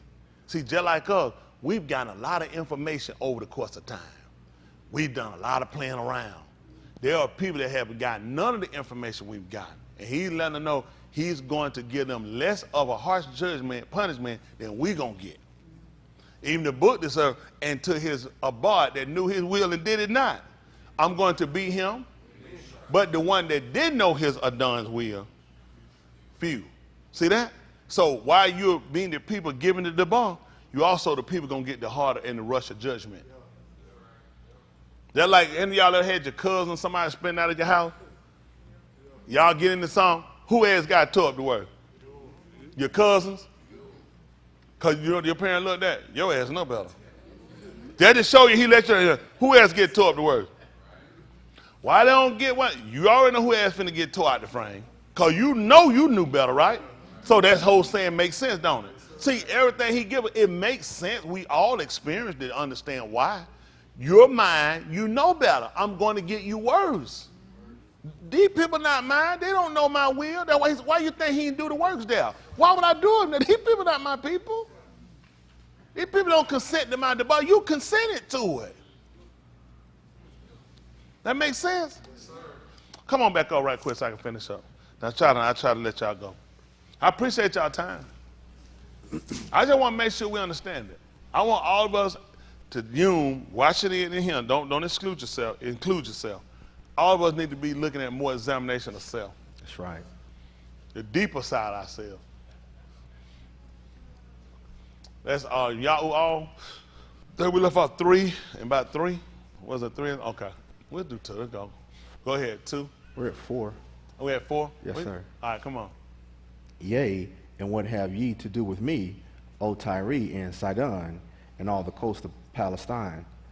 Will ye render me a recompense? You see that? And what happened? And if ye recompense me, swiftly and speedily will I return your recompense upon your own head. See that? When you do it to me, I'm going to put it quick right back on you. Listen. Because ye have taken my silver and my gold. What you took? My silver and my gold, and have carried into your temples my 2 pleasant things. The Benim also of Yahudah and the Benim of Yarushalum have ye sold unto the Grecians, that ye might remove them far from their border. So why you think the nigga is always looking at, like Jack said, trying to go to Europe? He been moved so far from his border, he don't know where he's supposed to be at. That's right. They think California our home. What y'all think the purpose why these people put us so far away? So man, like we couldn't get back. Why would you try to get back to a place so far? What better than what we got right here? He letting you know these people, they sold us to the Grecians. All people have done was sold us off to different goems. That's what the same. And guess who learned there? The slave master. My last name Smith. You think, and what I'm supposed to believe, this is the stupidity of our people. When I came on here, cause I'm a Smith, that means who we were sold to. Is that practical? And more practical, I was sold to some other people that sold us off. And maybe at the last ownership, we were Smiths. So when I started tracing by who I'm going to trade back to? The Smiths. But the Smiths weren't the first person that owned us. So even when I sat back and try to logically look back through it, I'm still fall. Because you're going to try to go back and trade. Most are going to trade by Atlanta, the Crawfords. Who told you the Crawford were the first and the last person to own you, though? They sold all slaves. Certain slaves were rebellion. You sold them off. Some people just bought, he told they did. They traded a girl off for wine. They sold a boy for a harlot. These people, so they making trades. How can I sell you something I ain't got? And look how he let you know, look how I switched you around. It wasn't just currency, I just sold you off for stuff. We were just swapping. A lot of stuff was in swap. Card game, gambling, law. Let me get that nigga Tony. He come and get me and said, that's your master, boy. Boy, that's your master. That thing, you know, I'm shipped off somewhere else. My last name Johnson. Now I'm going to go back and say, yeah, see, when my family came over, we were sold to the Johnsons. And the Johnson had a, you don't know the hell you talking about. That nigga came here been owned by one person. Don't make sense. You start doing, that shows you how well they really just calculated the whole thing to make sure, because then you could do a better trace back.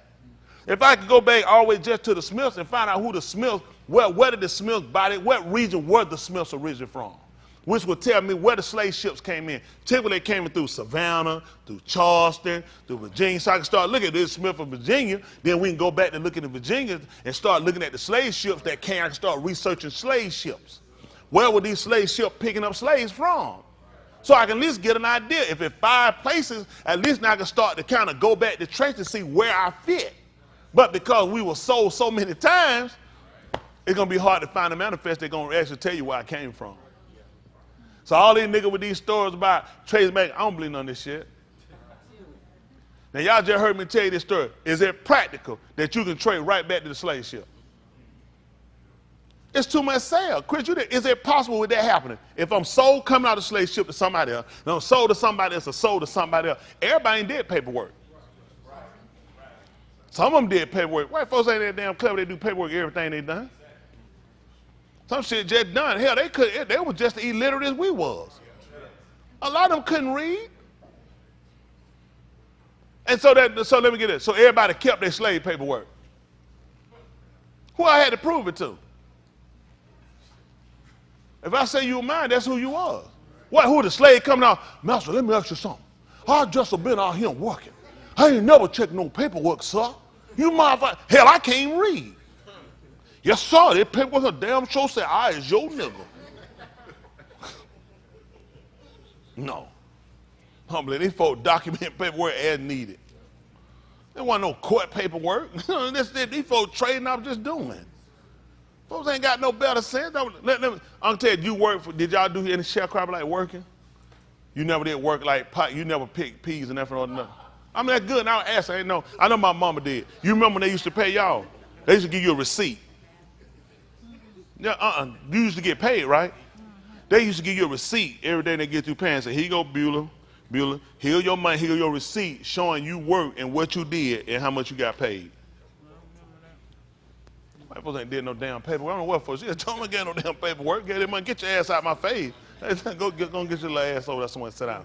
Folks ain't done no paperwork with everything. It sounds good to you because you think you know something. That makes absolutely no sense. These folks just kept crossing us and moving us around for a reason. Make sure you don't never find out where you come from. Once a person know where they come from, hell, what you think they're going to want to do? They want to go back. You start having questions. So I want to dissolve your question by not letting no paper. Some paperwork you get rid of. All that shit look real pretty. Little diagram showing how we line and nigga, how you lay them on. I don't believe none of that shit. That's the shit you drop tell folks later. You just peg me. Hell, they were that damn calculator while you were throwing folks over the ship. You had too damn many. Dumbass couldn't even count. You that designated, you done got the shit all drawn up, how to stack, how to put them. You don't know weight. Right. You ain't did no weight. Hell, you've done double degree, you know math. You ain't looking at weight and none of your ass throwing folks over. Because you got too damn many. I don't believe these folks. They don't know the hell they talking about. They know they lied to some of the damn white folk bought them. Yeah, Johnny Mill come up here, he gonna tell me he wants something. I got a nigga for sale. He's like, yeah, I don't want nothing but a Shadosha nigga. I said, that's what this one is. Why the hell I ain't finna lose no sale? Why the hell I got to tell me, no, I ain't got none of them Shadosha niggas. This is straight from Shadosha. He's like, okay, get him. His ass don't know that he ain't been over to Africa to see nothing. What make y'all think these folks told the truth? All this shit right here, these folks salesmen. Like the other folks ain't finna let you leave my store. I'm gonna find I got something just the same thing. This name they call it that because they don't want more for. I don't got folks done sold me shit like that. Listen, this the same thing. I said, a lot of people don't know it. A lot of them don't know it. They be trying to get. I'm trying to get bladder wax. They say, yeah, get the bladder. They give you something that say, so you can get the kill. It ain't the same. That's just have Mr. See, tell you let he know. That's the see. People don't even be knowing. They'll sell you shit to get shit out the store. It don't move because they know you don't know shit, so they just give you stuff. Same thing they did them slave folk. They told them folk lied. Them folk those slave people were particular about certain slave because certain slave had a certain criteria, whether it's sexual or whether they worked harder or whether they were easier to break to train. These are the only reason to pick certain slaves, okay? They stud better. The women, they have more babies. Got it? So all these reasons. So when you come, you tell me what you want. Hell, I'm gonna lie to you too. What? Hell ain't like that stamped on their back. Them folks say here, I don't want none. They say, yeah, this lazy nigga. This one, they say, I don't want that. They say, not this one. If I said lazy, I misspoke. They turn right now, you're interested again. So you need to know these things because that's how they beat you all the time. Everybody keep thinking these folks so accurate. I need to keep their accurate because later on history gonna need to look at this. White folk create their history. Quit being stupid. All the stuff you know, what you think they're going to write about it? You don't write it. I'm going to write about it. I is a damn liar. I'm a damn cheat, too, and a homemonger, and I love kids. I don't write no shit like that. Honest, and I chop down a cherry tree. And I ain't lying either. What you think I'm going to write? What you think I'm going to write about my damn self? I'm not going to write no shit like that. That's crazy. So y'all start thinking sometimes. So you need to just know that to realize these people now all there just to keep you from your coastland. So a lot of your other captivities kept you nearby and over near them. When he put you on this, and so it made sense why you were put on ships and you were sold. The first time you've been on a ship and go, these folks were able to put you on ships and take you because of the distance. You typically been places you can get back to without shipping. And these people looked at that. These folks, everybody you took in captivity, they kept talking about Jerusalem. Everybody kept talking about facing back to Jerusalem, going back to Jerusalem. Won't forget Jerusalem. These jokers want to sing about Jerusalem. Got your ass over here? We ain't heard Jerusalem yet. It worked. They realized get you further away from it. And how they do it, not only just the distance for the physical, but then they do it to you spiritually. They giving us enough stuff we compiled in our life. We way off from Jerusalem.